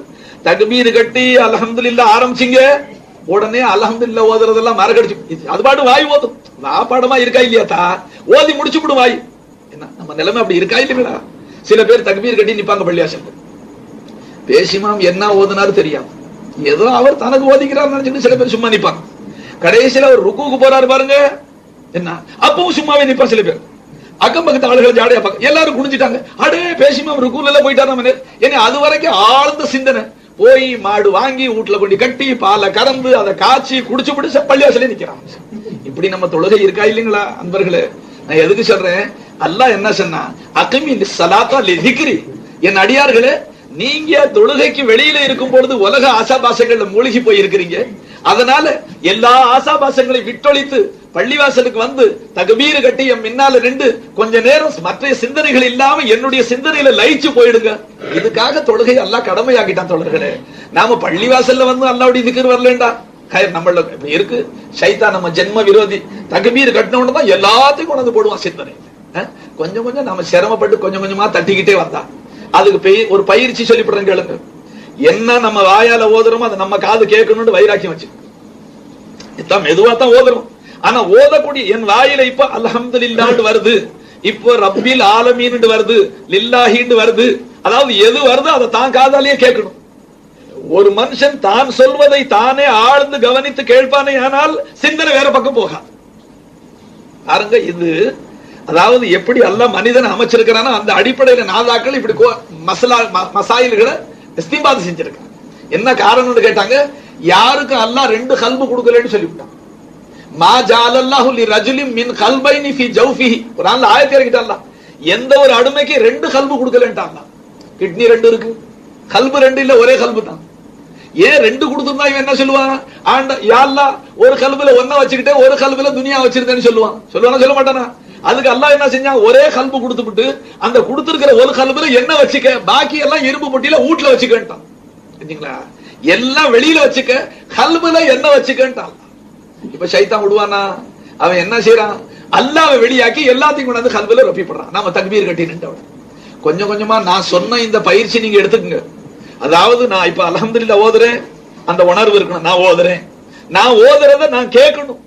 அதற்கு பிறகு இப்ப சூராவை சேர்க்கிறேன், பிஸ்மில்லாஹிர் ரஹ்மானிர் ரஹீம் ஓதுறேன், அலம் தர கைஃப ஃபஅல ரப்புக பி அஸ்ஹாபில் ஃபீல். நான் ஓதுறத நான் கேட்கிறேன். இப்ப நம்ம தொழுகை எப்படி இருக்கு? ஒரு மனுஷன் 4 ரக்காத் தொழுதுட்டு வெளியில வந்தோடனே என்ன நான் சூரா ஓதுனேன்டா, என்ன ஹஸரத் ஞாபகம் வரலீங்களே, அவர் தொழுத தொழுகையில 4 ரக்காத்துல 4 சூரா என்னப்பா அல்ஹம்து கூட என்ன சூரா சேர்த்தா யாவும் இல்லைங்கிறார். அப்ப என்ன அர்த்தம்? பாப்பாடம் இருக்கிறதுனால தக்பீர் கட்டின உடனே ஆட்டோமேட்டிக் சிஸ்டத்துல சுப்ஹானல்லாஹ் ஓதி அவுது பிஸ்மில்லா ஓதி அல்ஹம்து ஓதி பின் பிஸ்மில்லா ஓதி ஒரு சூரா ஓதி ஆட்டோமேட்டிக்கா ருக்குக்கு போயிடுறான். அதாவது பாப்பாடம் ஆயிட்டாத்தா கட கட கட கடன்னு அது பாட்டு வந்துருது. சிந்தனை இருக்கோ இல்லையோ வந்துருது பழக்கத்துல. வாசனங்கள் என்ன சொல்றது? இப்ப அதை நீங்க மாத்தி என்ன செய்யணுதா? கொஞ்சம் உணர்வோட ஓது. அப்படி ஓதுனால் இன்ஷா அல்லாஹு தஆலா என்ன நானும் துஆ செய்வேன், வேற்று சிந்தனைகள் அதிகமாக தொழுகையில வராது. அப்போ உங்க தொழுகை இன்னும் கொஞ்சம் உயர்ந்த அந்தஸ்துடைய தொழுகையா போயிடும். இங்க பேச்சு எதுக்கு வந்துச்சு? அக்மி ஸலாத்த லிக்ரி, தொழுகையும் அல்லாஹ் கடமையாக்குனா தன்னுடைய தியானத்துக்காக தான் ஆக்குனா, அல்லாஹ் தஆலா எக்ஸர்சைஸுக்காக இல்லைங்க. இப்ப சில பேர் அறிவு நான் கண்டுபிடிச்சிட்டேன், இருக்குண்டா எல்லாம் இஸ்லாத்துல இருந்தா இருக்குன்னு வருது. ஆமா எல்லாம் இஸ்லாத்துல தான் இருக்கு, யாரு இல்லண்டா? நீ என்ன புதுசா கண்டுபிடிச்சேன்னு? தொழுகை இருக்குங்களே அது ஒரு உயர்ந்த தேகாபியாசம். அட முட்டாள், அல்லாஹ்வுடைய வணக்கத்தை தேகாபியாசம் சொல்ற என்ன? அது மட்டும் இல்ல ஹஜ்ரத், நோன்பு இருக்குங்களே இந்த 30 நாள் வயித்த காலியா போடுறது, இது நம்மளுடைய வயித்துக்கு ஒரு பெரிய சுகம். அட அதுக்காக நோன்பு வைக்க சொல்லல பால்லா. நான் எதுக்கு சொல்றேன்? தொழுகையில எக்ஸர்சைஸ் இருக்குங்க, ஆனா தொழுகையை கடமையாக்குன ரப்பு, தொழுகைய கடமையாக்குன ரப்பு உடல் பயிற்சிக்காக நீ தான் காலையில இருந்து சாயந்தரம் வரைக்கும் விரவு குழக்கிற மம்டி எடுத்து விட்டுற. அப்ப என்ன அர்த்தமா எடுத்தா? எக்ஸர்சைஸ். இப்ப சில பேர் சொல்றான் பாருங்க, நோம்பு விஷயத்துல சில பேர் என்ன சொல்றான்? ஏன் ஹஜ்ரத் நாங்க ஏழைகள், என்ன ஒரு நாளைக்கு ஒரு தடவை சமயத்துல சோறு கிடைக்குது, 2 வேளை பட்னியா கிடக்கிறோம், சகஜமா நாம பொழுதுனிக்கு நோம்பா தான் இருக்கிறோம், எங்களை ஏன் போட்டு வம்பு பண்றீங்க? இந்த சீமான்கள் திண்டு உண்டு செரிக்காம சோடா குடிச்சுக்கிட்டு அவஸ்தைப்படுறாங்களே அவங்களுக்கு சொல்லுங்க நோம்புங்கிறான். அப்ப அல்லாஹ் ஃபர்லாக்கிற கடமை அவன் என்ன செய்யறான்? ஒரு சாராருக்கு இல்ல தேவையில்லைங்கிறான். ஆச்சா இல்லீங்களா? அப்ப அவன் சின்ன அறிவை கொண்டு யோசிக்கும் போது நாம தான் மிகுதமா நோம்பு மாதிரி தானே இருக்கிறோம், பட்னி பசியா, நமக்கு என்னத்துக்கு பிரத்யேகமான நோம்பு சிந்திக்கிறானா இல்லீங்களா? அதே மாதிரி தொழுகையை இப்ப உடல் பயிற்சின்னு சொல்லிவிட்டா என்ன ஆயிடும்? யார் யார் இப்ப உடல் பயிற்சி செய்யறானோ, விரவு பழக்கிறானோ, மம்முட்டி பிடிச்சி வெட்டுறானோ, கலப்பை பிடிச்சிட்டு சேத்துல ஒழுறானோ, அவனுக்கு உடல் பயிற்சி தானா உண்டாயிடுச்சா இல்லீங்களா? அவன் எனக்கு தொழுக தேவையில்லைன்றான். இந்த கல்லாவில திண்டு தலவாணி போட்டு அமைதியா உட்கார்ந்து இருக்கிறாரு, பொழுதுனிக்கு அசையாம நோட்டு எண்ணிக்கிட்டு, அந்த ஆளுகளுக்கு கொஞ்சம் உடம்பு அசைஞ்சா நல்லது, அவங்களுக்காக வேண்டாம் கடமையாக்குறான்னு சொல்லுவானா? முட்டாள் சொல்ல மாட்டானா? அதனால பாகுபாடு செய்யக்கூடாது. அல்லாஹ்வுடைய வணக்கம் தேகாபியாசத்துக்காக வரையில் நண்பர்களே, அது திக்ருல்லாவுக்காக. அல்லாஹ் நாம் உலக விவகாரங்கள்ல மூழ்கி போகும்போது மிகுதமாக அல்லாஹ்வை மறந்துடும். மறக்குதா இல்லைங்களா? ஏன் மறக்குதுதா? இருக்கிறது ஒரு கல்பு, ஒரே ஒரு உள்ளம் தான் அல்லாஹ் கொடுத்திருக்கிறான். அதை நம்மளுடைய வியாபாரம் மற்றும் விவசாயம், அரசாங்கம், போக்குவரத்து, கொடுக்கல் வாங்கல், அதை பத்தி சிந்திக்கும் போது அல்லாஹ்வுடைய தியானம் போயிடுது. அப்ப அல்லாஹ் தஆலா என்ன செஞ்சான்? இப்படி என்னுடைய தியானம் இல்லாம கல்புல இருந்தா கல்பு மௌத்தா போயிடும். அது கல்புடைய மரணங்க. இருலோக ரட்சகர் ஸல்லல்லாஹு அலைஹி வஸல்லம் சொன்னாங்க, மஸலுல்லதி யذ்குரு ரப்பஹு வல்லதி லம் யذ்குரு கமஸலில் ஹய்ய் வல் மய்யித். அல்லாஹ்வை தியானிக்க கூடியவனுக்கும் அல்லாஹ்வை மறந்தவனுக்கும் உதாரணம் என்னன்னு கேட்டா, திக்ரு செய்றவன் ஹயாத்தானவன், அல்லாஹ்வை மறந்தவன் மையத்தானவன் சொல்லிவிட்டான். அப்ப அல்லாஹ்வை மறந்து இருக்கிறது மையத்துக்கு சமம் என்று சொன்னா நாம மறதியில இருக்கலாமா?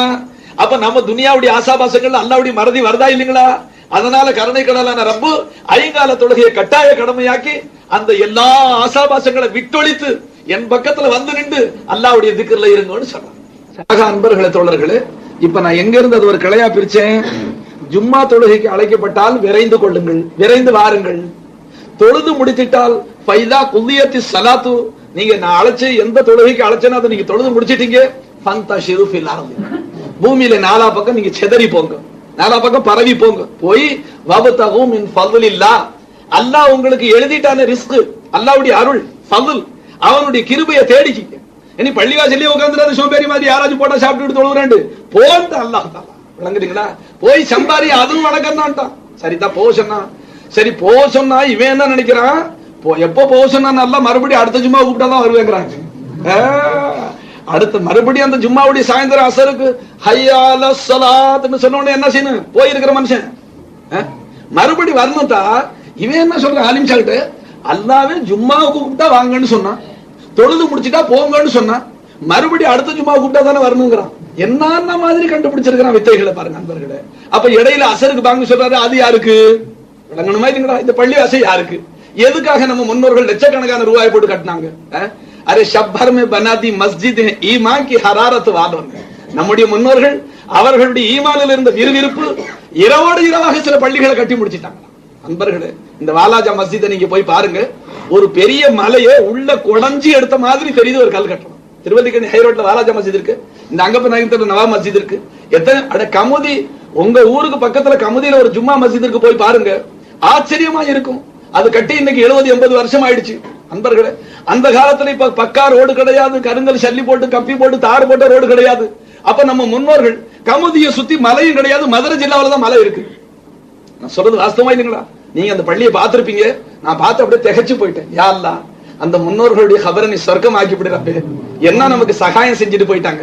இப்ப நாம கல்லு தூக்குற சிரமம் இருக்கு, சேரு தூக்குற சிரமம் இருக்கு, கொத்தனாருக்கு சித்தாள வைக்கிற சிரமம் இல்ல. நம்ம முன்னோர்கள் கருங்கல்லால கட்டி போயிட்டாங்க. கியாம நாள் வரைக்கும் வரக்கூடியவர்கள் தொழுதா போதும் போயிட்டாங்க. தெரியும் போட்டிருக்கு அவங்களுக்கு பின்னால வர சோம்பேறியா வருவாங்க.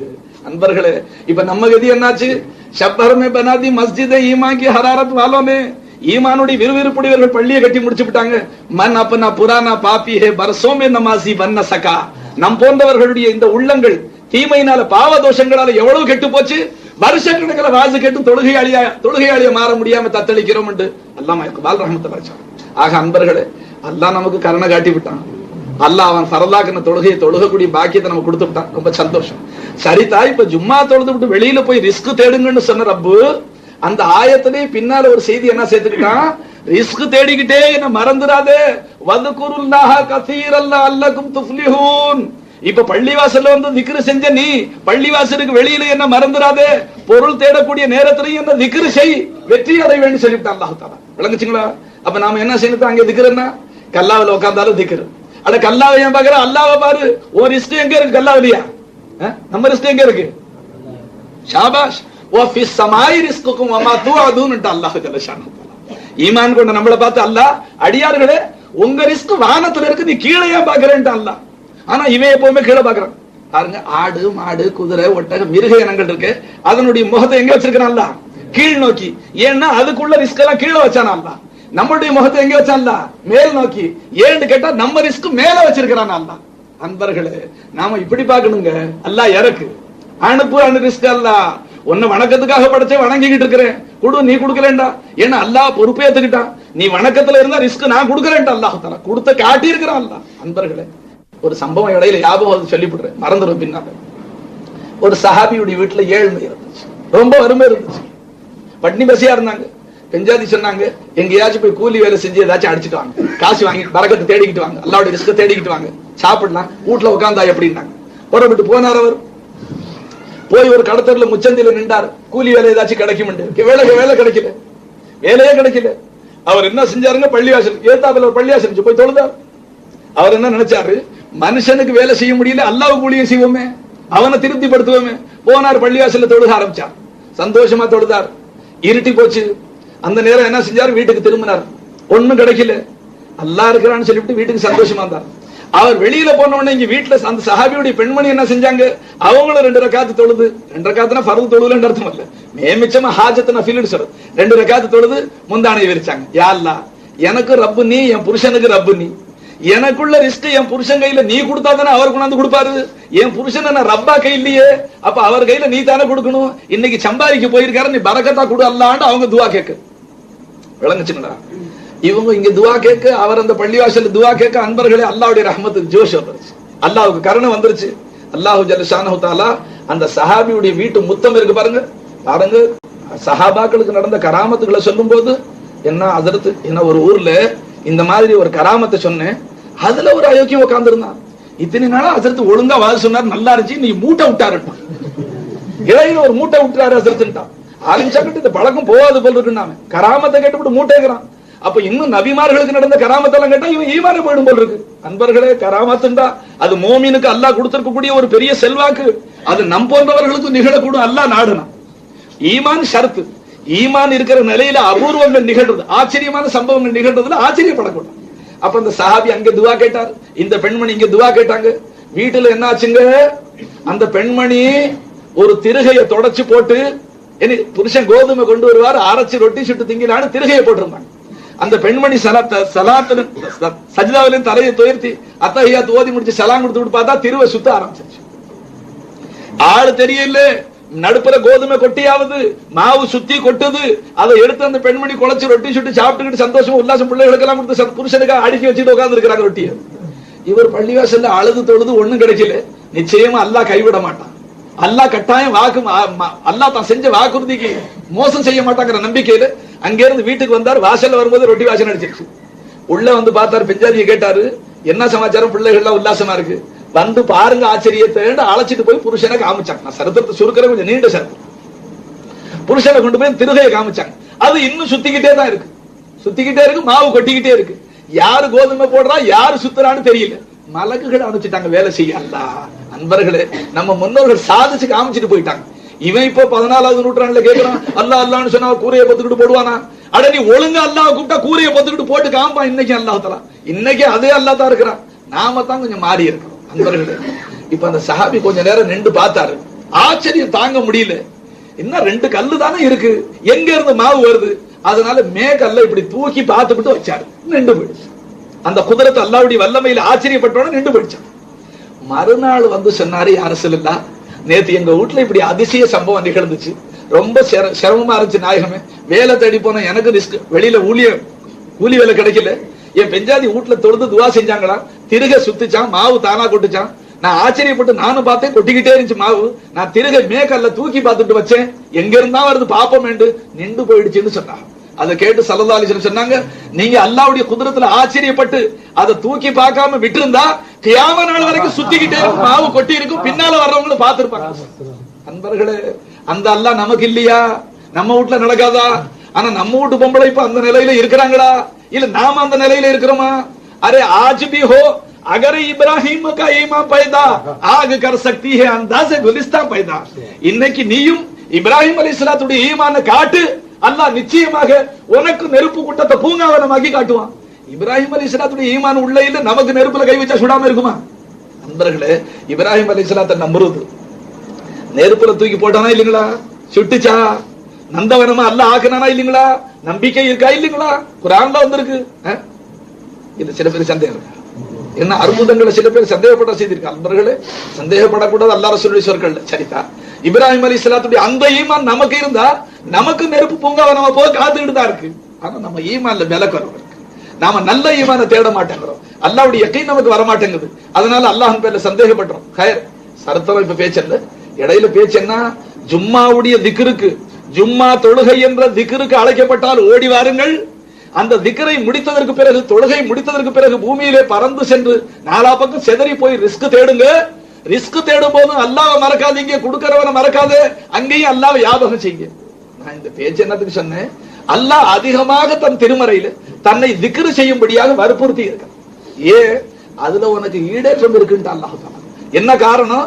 என்னுடைய சுபாவம் என்னன்னு கேட்டா, என்ன திக்ரு செய்யறவன, என்ன ஞாபகம் செய்யறவன நான் ஞாபகம் செய்யறது பழக்கம்ட்டான். அன்பர்களே, அல்லாவே நம்மள திக்ரு செய்யறாண்டா ஆனந்தப்பட வேண்டிய கட்டம் இல்லைங்களா? நம்மள அல்லாஹ் திக்ரு செய்ய, திக்ருண்டா ஞாபகத்துக்கு சொல்றதுங்க. என் தாய், இப்ப நான் லால்பேட்டைக்கு இன்ஷா அல்லாஹ் ஹயாத்தா இருந்து உங்க துவாவை கொண்டு லால்பேட்டைக்கு போயிட்டேன். இங்கே இருந்து இத்ரிஸ் அண்ணா இங்க வந்தாக, விளங்குச்சுங்களா? நான் ஒவ்வொருத்தரா கேட்டேன், அமீன் எப்படி இருக்கிறாங்க, கமால் எப்படி இருக்கிறாங்க, என்ன மேனேஜர் சார் நல்லபடியா இருக்கிறாங்க, இப்படி கேட்க ஆரம்பிச்சேன்னு வைங்க, விளங்குச்சுங்களா? திரும்பி வந்து அவங்க சொன்னாங்க, 2-3 பேர் தான் வாப்பாடம் இருக்கு, மத்தவங்களை விசாரிக்க மாட்டேன்னு நினைக்காதீங்க, எல்லாரையும் விசாரிப்பேன் பிடிக்கிறேன். 2-3 பேர் வாப்பாடம் இருந்து சொல்லிவிட்டேன். சில பிள்ளைகளுக்கு வருத்தம் மனசுல, நம்ம பேரே சொல்லல அதற்கு, இன்ஷா அல்லாஹ் எல்லாரையும் விசாரிச்சுக்கிறேன். சரிதா வந்து சொன்னாங்க, நான் போனேன் ஹசரத்தை பார்க்க, உங்களை விசாரிச்சாங்க அப்படின்னு மேனேஜர் சாப்பிட்டு சொல்லிவிட்டா சந்தோஷம் வருமா வராதுங்களா? அப்படி ஹசரத்துடைய கல்வில ஞாபகம் இருக்கு இன்னும். அட ஒரே ஒரு தடவை தான் சந்திச்சோம், 2 பேச்சு பேசினோம், அப்ப ஹசரத் என்ன மறக்க இல்லையா? இன்னும் ஞாபகம் வச்சிருக்காங்களா? அப்போ ஒரு ஹசரத் ஞாபகம் வச்சிருக்காங்கன்னா நமக்கு சந்தோஷம் வருதா இல்லைங்களா? சரிதா, இது ஈமான் கொண்டவங்களுக்கு. மத்தவங்க எல்லாம் என்ன, நான் போனேன் மந்திரி கிட்ட பேசுறதுக்கு, உங்களை பத்தி விசாரிச்சாருன்னு சொல்லிவிட்டா நெஞ்சு துருத்திக்கிறான். அடே மந்திரி என்ன நினைச்சாராம்? அல்ல அல்லாஹ் அக்பர், என்ன அவர் நினைச்சா உனக்கு என்ன ஆக போகுது? தேள் கொட்டின விஷயம் யாராதா மந்திரி நினைச்சா? இல்ல வயிறு காலியா இருந்த தானா ரொம்பி போயிடுமா மந்திரி நினைச்ச உடனே? அவர் நினைச்சாரா இவருக்கு நெஞ்சு வெளியில வந்துருது. மந்திரி கூட என்ன நினைக்கிறாரா? விளங்குங்களா? அட உன்னை யார் நினைக்கிறேன்னு சொல்றான்? அழுக்குறுக்கும் என் அடியார என்ன நீ ஞாபகம் செஞ்சா நான் உன்னை ஞாபகம் செய்யறேங்கிறான். அல்லாஹ் அக்பர். அன்பர்களே, என்ன கொடுத்து வச்ச பாக்கியங்க. உன்னை அல்லாஹ் நினைக்கிறது பெருசா இல்லைங்களா? அல்லாவே நம்மளை ஞாபகம் செஞ்சா அதை விட நமக்கு ஒரு பெரிய கொடை இருக்க முடியுமா? அதனால அன்பர்களே, தோழர்களே, அல்லாஹ்வுடைய திக்ரை கொண்டு உங்களுடைய நாவை சதா திளைத்து இருக்க செய்யுங்கள். நனைந்து இருக்க, ஈரமா இருக்கட்டும், நாவை உலர விடாதீங்க. சதா அல்லாஹ்வுடைய திக்ர் நாவல இருக்கட்டும். நாம இங்க சில்சிலாவில வெள்ளிக்கிழமை இரவுகளில் காசாக எல்லாரும் கூடி திக்ரு செய்யறது பழக்கம். இப்ப இதுவரை நான் சொன்னது தனித்தனியா ஒவ்வொருத்தரும் திக்ரு செய்யுங்க. எப்ப பார்த்தாலும் அல்லாஹ்வுடைய திக்ர்ல இருங்க. அதுக்கு பிறகு நீங்க அதனுடைய பலனை பாப்பீங்க. அல்லாஹ்வுடைய திக்ர்ல இருக்கக்கூடிய மனுஷனுக்கு மலை போன்ற பயங்கரமான ஆபத்துகள் வந்தா பனி போல போயிடும். அல்லாஹ்வுடைய திக்ர்ல தியானத்துல இருக்கிற மனுஷனுக்கு பயங்கரமான ஆபத்துகள் வந்தா அதை லேசா தட்ட கழிச்சிருவான் அல்லாஹ் தாலா. அல்லாஹ் அக்பர். அன்பர்களே, அதுலயும் அல்லாஹ் சொல்றான், மன் ذكرني في نفسه, எந்த மனுஷன் யாருக்கும் தெரியாம அவன் கல்புக்குள்ளால என்ன நினைச்சானோ, யாருக்கும் தெரியல அவன் நினைக்கிறது, கல்புக்குள்ளால அல்லாஹ் நினைச்சுக்கிட்டே இருக்கிறான். அதுக்கு அல்லாஹ் சொல்றான், அதுக்கு ருஹு ஃபீ நஃப்ஸி, நானும் அவனை வெளியில காட்டிக்காம என் உள்ளத்திலேயே நினைச்சுக்கிட்டு இருப்பேன். அல்லாஹ் அக்பர். என்ன பாக்கியம் தோழர்களே, நாம கல்புல அல்லாஹ்வை நினைச்சா அல்லாஹ் மற்றவர்களுக்கு காட்டிக்காம தான் கல்புக்குள்ளால நம்மளை ஞாபகம் செய்வாங்க. ஆனா அல்லாஹ்வுடைய கல்புல ஞாபகம் வந்துட்டா அப்புறம் என்ன குறை இருக்கும் துனியாவுல? அன்பர்களே, அப்ப நம்ம இடத்துல இருக்கு வித்து. நாம கொஞ்சம் முயற்சி செஞ்சா அல்லாஹ்வுடைய அருளை வரவழைச்சுக்கலாம், அல்லாஹ்வுடைய ரஹமத்தை தேடிக்கலாம். ஆனா நாம கொஞ்சம் சடைகிறோம். நம்ம ஜென்ம விரோதி ஷைத்தான் இருக்கிறான், அவன் நம்மளுடைய நாவுகளை தடுக்கிறான், சிந்தனைகளை செதற வைக்கிறான். என்ன செஞ்சாலும் செய்து திக்ரு செய்யாதப்பா என்று நம்மளை கெடுத்து போடுறான். கயிறு போட்டுதான். அடுத்தாப்புல அல்லாஹ் சொல்றான், நீ தனிமையில உட்கார்ந்து என் கல்புல ஞாபகம் செஞ்சா நானும் ஒன்ன தனிமையில ஏன் கல்புல ஞாபகம் செய்வேன். நீ 4 பேர் முஸ்லிம்களை கூட்டிக்கிட்டு இஸ்லாமியர்களை கூட்டி ஒரு சபையில உட்கார்ந்து என்ன பத்தி பிரஸ்தாபம் செஞ்ச. இப்ப நான் யார பிரஸ்தாபம் செய்யறேன்?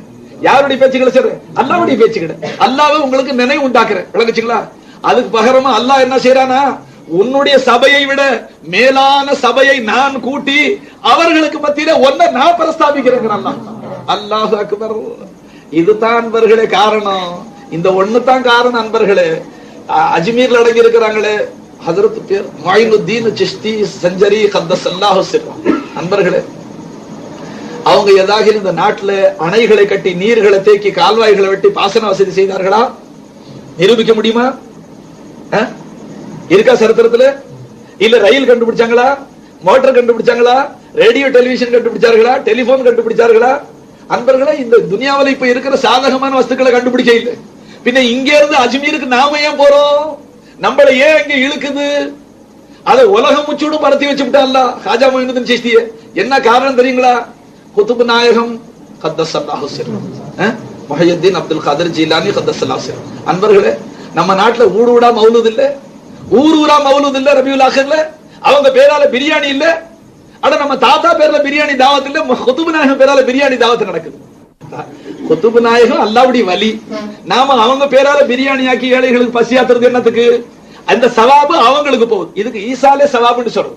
இது சில வஹாபிகள் கை வைக்க ஆரம்பிச்சுட்டாங்க. இப்ப இதுல என்னத்துக்கு பொருள் விரையும்? அவன் வீட்டுல சோறு இல்லையா, உன் வீட்டுல வந்து திண்டாதானா இருக்கு. அட, என் வீட்டுல ஆக்கி கொடுக்கறது நோக்கம் என்ன? பல ஏழை அடியார்களுக்கு பசியாத்தனா அவர்கள் திண்டா அதுக்கு சவாபு நம்ம கொடுப்பானா இல்லைங்களா? பசியாத்தனத்துக்கு உணவு சவாபு இருக்கா இல்லைங்களா? இந்த சவாபை நாம யாரு கொடுக்கிறோம்? ஃபாத்தியா ஃபாத்தியான்னு சொன்னாத்தா அதனுடைய நோக்கம் என்ன? இந்த சவாபை நாம குதுப் நாயகத்துக்கு கொடுக்கிறோம். ஆக்கி ஏழைகளுக்கு பிரியாணி ஆக்கி 100 ஏழைக்கு பசியாத்தி விட்டு, யா அல்லாஹ் இந்த ஏழைகளுக்கு பசியாத்தின சவாபை நான் குதுப் நாயகத்துக்கு ஹதியா செய்யறேன், நீ அவங்க கணக்குல ஸ்பேரட்ல அவங்களுடைய பட்டோலையில வர வச்சிருந்தா அந்த நிமிஷம் போயிடுதாங்க. விளங்குச்சுங்களா? இது தந்தி மணி ஆடுற விட சீக்கிரமா போகுது, சந்தேகப்படாது. என்ன சில பேருக்கு ரொம்ப விசுவாசம், அன்பர்கள் ரொம்ப விசுவாசம்.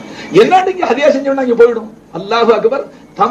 தங்க தாம்பாளங்களில் வச்சு அந்த கபர்ல சமர்ப்பிக்கப்படுது அந்த பட்டோலை. புதுசா உங்களுடைய பட்டோலையில இந்த கணக்கு புதுசா சேர்ந்திருக்கு. ஒரு அடுமை உங்களுடைய ஆஷிக், உங்களுடைய ஒரு காதலன் 100 படி சோறாக்கி பிரியாணி ஆக்கி ஆயிரக்கணக்கான ஏழைகளுக்கு பசியாத்தி அந்த சவாபை அப்துல் காதிரே குதுப் நாயகமே உங்களுக்கு கொடுத்திருக்கிறான் என்று அவங்க பட்டோலையில கொடுக்குறான். குதுப் நாயகம் துஆ ஆரம்பிச்சுக்கிறாங்க, யா அல்லாஹ் இவ்வளவு பெரிய நன்மைக்கு என்ன ஆளாக்குறானே, அவனை நீ காலியா வைக்காத, அவனை நிரப்பி கொடுக்கிறாங்க. அரே ये देना नहीं है लेना है. இது கொடுக்கிறது அல்லப்பா, உன் சொத்தை காலியாக்குறது அல்ல, இழுக்கிறது. அதாவது அவங்களுடைய துஆவுனால அன்பர்களே நம்ம காரியம் ஆயிடுது. விளங்குச்சுங்களா?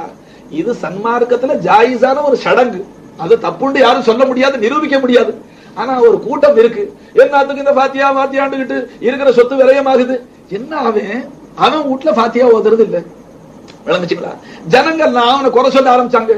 கஞ்ச பயலோ, 4 ஏழைக்கு கூட சோறு இல்ல, ஒரு அவுலியா பேரால சோறு இல்ல, அல்லாஹ் பேரால சோறு இல்ல, நாயகத்து பேரால சோறு இல்ல. அதனால ஜனங்க குறை சொல்ல ஆரம்பிச்சான். அவன் பார்த்தான், இந்த ஃபாத்தியாவே நிறுத்திவிட்டா நம்ம பேர்ல இருக்கிற குறை போயிடும். அம்மனாண்டி ஊர்ல கோமணம் கட்டினா பைத்தியக்காரன்னு சொல்றது. எல்லாரும் தொழுவாம இருக்கிற ஊர்ல ஒரே ஒரு ஆள் தொழுதா அவன் தொழுகை சீக்கிரம் நிறுத்தி போவான், எல்லாம் சேர்ந்து கிண்டல் பண்ணி விளக்குச்சுங்களா. இப்ப அவன் என்ன செய்யணும், முக்காவாசி பேர் தொழுகையாளியா போயிட்டா தொழுவாதவன் எல்லாம் ஊரை விட்டு ஓடி போடுவான், அவன் பைத்தியக்காரனா போடுவான். சொல்றது விளங்குதுங்களா அன்பர்களே?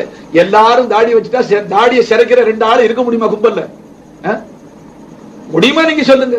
இப்ப எல்லாரும் சிறைக்கிறதுனால தாடி வச்சு ஆளை கிண்டல் பண்ண ஆரம்பிச்சுட்டாங்க. ஏய் தாடி போது பாரு, தாடி போது பாரு. ஏன்னா ரொம்ப மைனாரிட்டியா போச்சு தாடி. இது ஒரு பேச்சு இடையில சொல்லிவிட்டு அன்பர்களே அல்லாஹ்வுக்கு கிருபை செய்யுங்க. அப்ப ஈசாலே சவாப், சவாபை எத்தி வைப்பது. அதுல சில முட்டாள் என்ன கேட்கிறான், ஏன்டா குத்துபு நாயகத்துக்கு போய் கொடுக்குற, கொப்ப கபர்ல செருப்படி பட்டுக்கிட்டு கிடக்குறான், நன்மை இல்லாம குறவுனால ஒழுங்கா தொழுவுல நோன்பு வைக்கல, கபர்ல போய் அவர் செருப்படி கட்டு இருக்கிறான், செய்யற நன்மையும் கொப்பனுக்கு கூடடா, குத்துபு நாயகத்துக்கும் ஏராளமா இருக்கு, அவங்க தான் பெரிய குத்துபா போயிட்டாங்களே, அவங்களுக்கு நன்மையில என்ன குறவு இருக்கு, அவங்களுக்கு ஏன் மேல மேல கொண்டு சுமத்துற கேட்கறான். பாத்தீங்களா, கேட்கறான் சில பேர். அவர் சொல்லும் போது பார்த்தா ரொம்ப புச்ச, ஆமா நியாயம் தானே, அந்த சவாபை என் பாபாவுக்கு கொடுத்தாலும் நல்லதாச்சே, உன் பாபாவுக்கு கொடு, யார் வேணான்னு சொன்னா நிச்சயமா கொடு அன்பர்களே.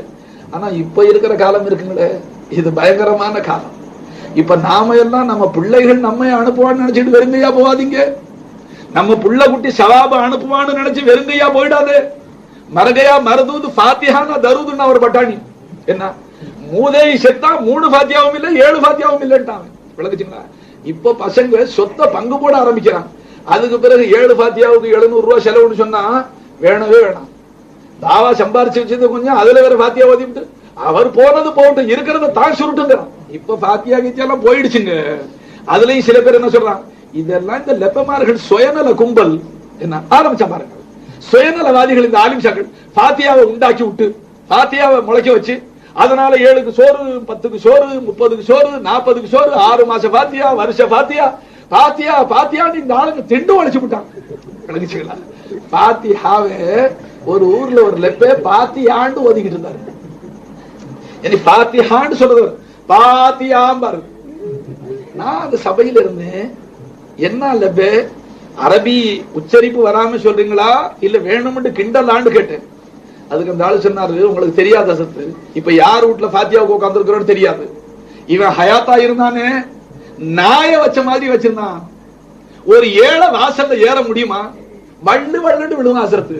ஏன்டா எவன் சம்பாரிச்சு வச்சிருக்கிறான், யார் விட்டு சொந்த திண்டு விட்டு போலான்ற வந்து இதே வேலையாட உங்களுக்கு எங்கேயாச்சும் போய் சாவுங்கடா இப்படி எல்லாம் சொல்லுவான் அசரத்து. அவன் அதெல்லாம் என் நினைவுக்கு வந்துருச்சு. அதனால சபையோர்களே பாத்தியா, அவன் நானே திண்டு சாவேண்டானே. இப்ப யார் யார் திங்கிறா, 7 நாள் 7 கிழமை யார் யார் சோறு திங்கிறா பாத்தியான்னு அவன். அதுக்காக நான் பாத்தியான்னு சொன்னேன். அன்பர்களே, இது ஒரு இடப்பேச்சு. அப்ப ஃபாத்திஹா இருக்குங்களே, அது நீங்க உங்க பாபாவுக்கு செய்யுங்க.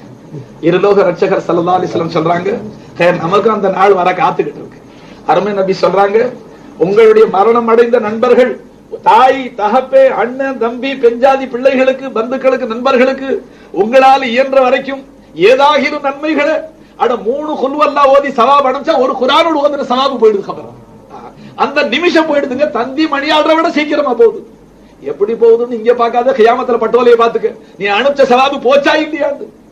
அருமநாயகன் சொல்றாங்க, மரணம் அடைந்து மண்ணறையில் இருக்கக்கூடியவர்கள் எப்படி தவிக்கிறார்களாம், அத அருமநாயகன் சித்தரிச்சு காட்டுறாங்க.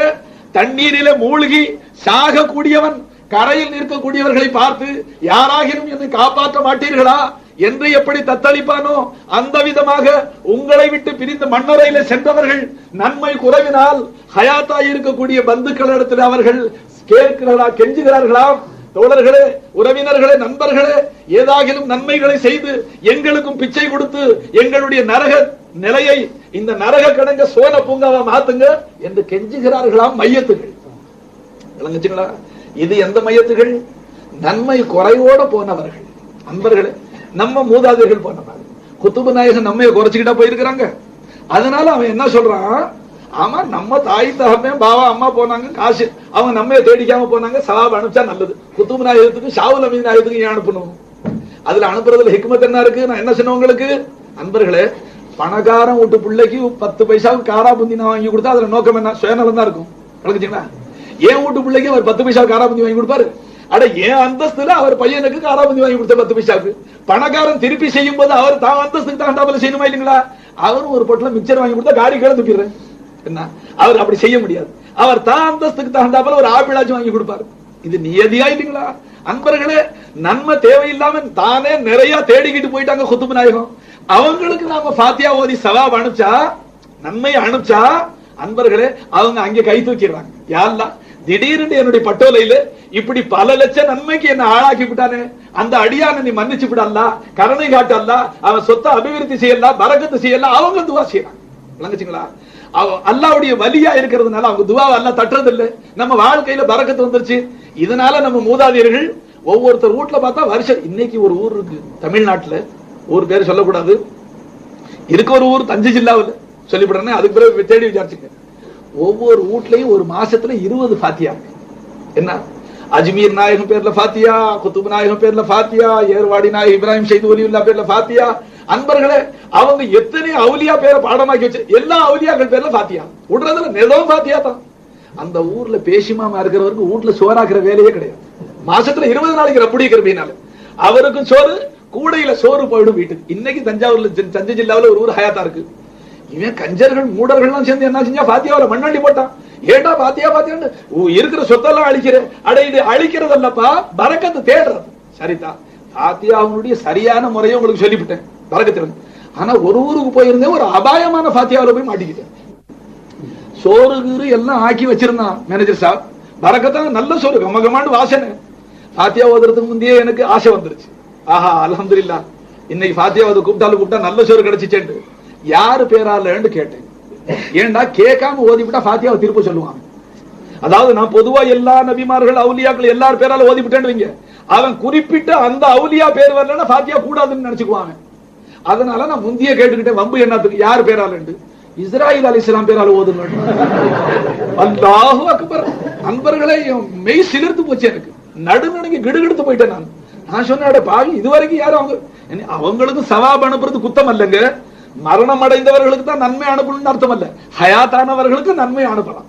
உதாரணமா உங்களுக்கு ஆசை வந்துச்சு, ஹசரத்துக்கு நம்ம பணிவிட செய்ய முடியலையே, 5 ரூபா ஹசரத்துக்கு காசு கொடுக்க முடியலையே, ஒரு சாயா வாங்கி கொடுக்க முடியலையே, உங்களுக்கு ஹசரத்துக்கு ஏதாவது நம்ம செய்யலாம், அவங்களுக்கு ஒரு உபகாரம் செய்யலாம்னு ஆசை வந்துச்சு.